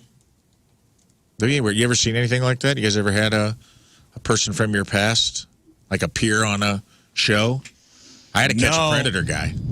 I had a guy I was in the Army with on Catch a Predator with Homeboy. Oh, yeah, with Chris Hansen? Chris Hansen got his ass. Chris Hansen is my homeboy. Fort Benning, Georgia. He was down there doing military training, and there was a guy he was just like in the National Guard with me in West Frankfort. It was a West Frankfort guy, actually. And, man, no one, like, when whoever I was dating at the time, I remember being with my, at that time, girlfriend. She was, like, asleep on the couch, and I had to, like, wake her up and be like, ugh! There he is. It was like that Leonardo DiCaprio meme. I was like, I know him. He was holding the beer. Yeah, it's crazy. Like it is very like it's surreal and weird to see someone like pop up in one of those like crazy reality circumstances. No, I was talking about I didn't have anybody on a show like that, but I was talking to my wife the other day about the married, getting with a married guy thing, and my wife told me about the story of her friend. They went to their 25th high school reunion, or 20th. One, I think 20th. And her friend hooked up with somebody in front of her that was married. She was married, and the guy was married. Both married. Both married. Both had something to lose.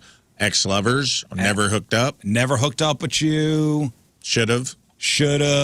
So this wasn't you were my high school boyfriend, I want to go for an adult roll in the hay. Yeah. This was always had a crush on you too, and we're going to do it in the janitor's Well, and this closet. scumbag, by the way, and my wife's friend was in the middle of getting divorced, and they had been kind of separated.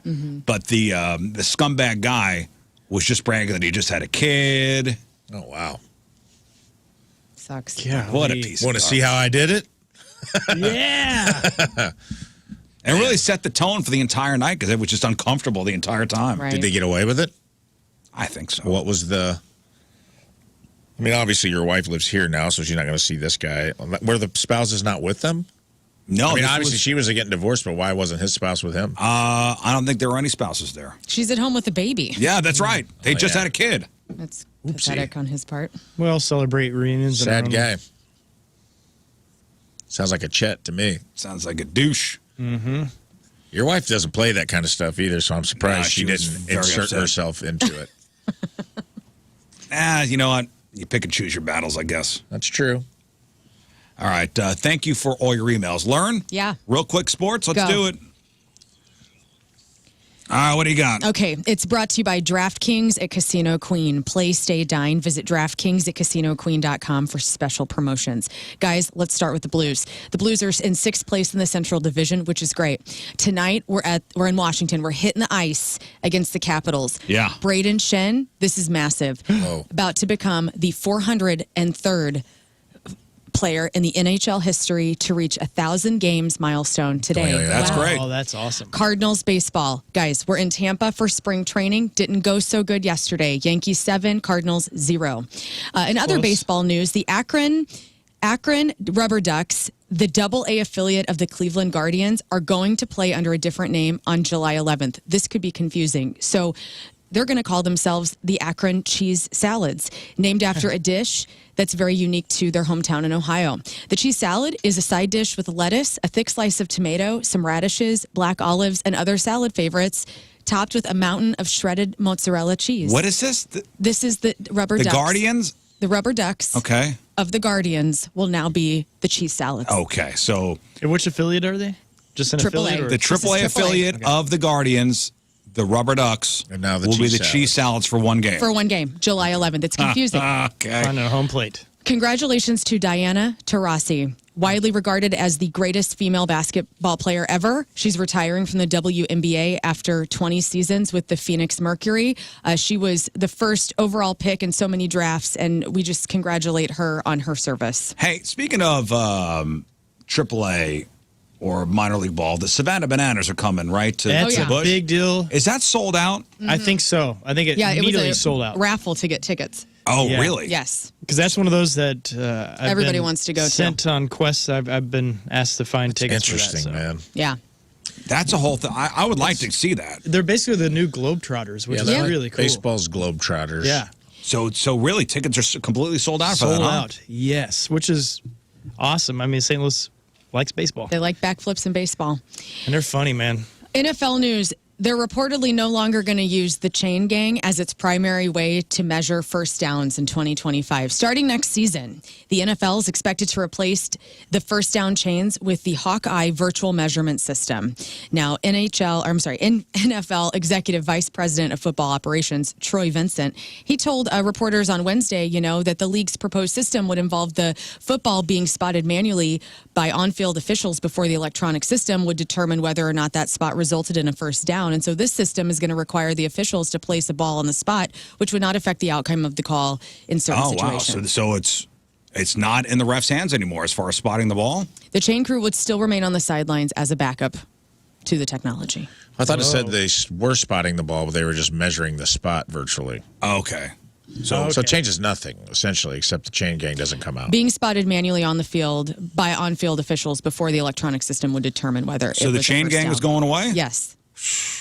The end of an era. That was your dream, one of your bucket list one of my items, bucket man. list items. You The gotta get you on one. next match for City SC is going to be at Snapdragon Stadium this Saturday night against the San Diego FC, 9:30 p.m. The probability of St. Louis winning is at 28%. All right, swing way, boys. And maybe the hugest news to come out of sports this week, and King Scott reminded me of this.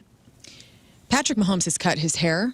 This is a huge deal. His mohawk that so many middle school white children have tried to The broccoli emulate, head? The Yep. broccoli head is no more. In fact, it's quite short, and I think he's depressed from losing the Super Bowl. So He's like, I'm punishing myself. I'm punishing myself with this new haircut. And that is your sports. All right. Thank you, Lauren. We'll take one final break. We'll come back, wrap her up.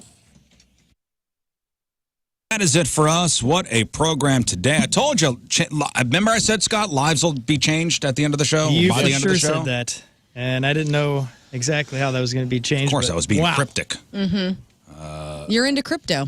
Our dear King Scott received the key to Overland from the mayor of Overland earlier in the show. If you missed that, make sure you check out the podcast. That's brought to you by Dobbs Tire and Auto Centers. Also, the clip of the day brought to you by Michael's Flooring. What is today's podcast title? I think it's only appropriate. It's called The Key to the City. The Key to the City. There we go. Also, up on the Points YouTube page, make sure you check out the Rizlympics event #1, brought to you by DraftKings at Casino Queen. What else, Scott? Well, you can follow me at King Scott Rules, and I just want to say seriously thank you guys for setting this up. Rafe, Learn, Riz, Moon, absolutely amazing.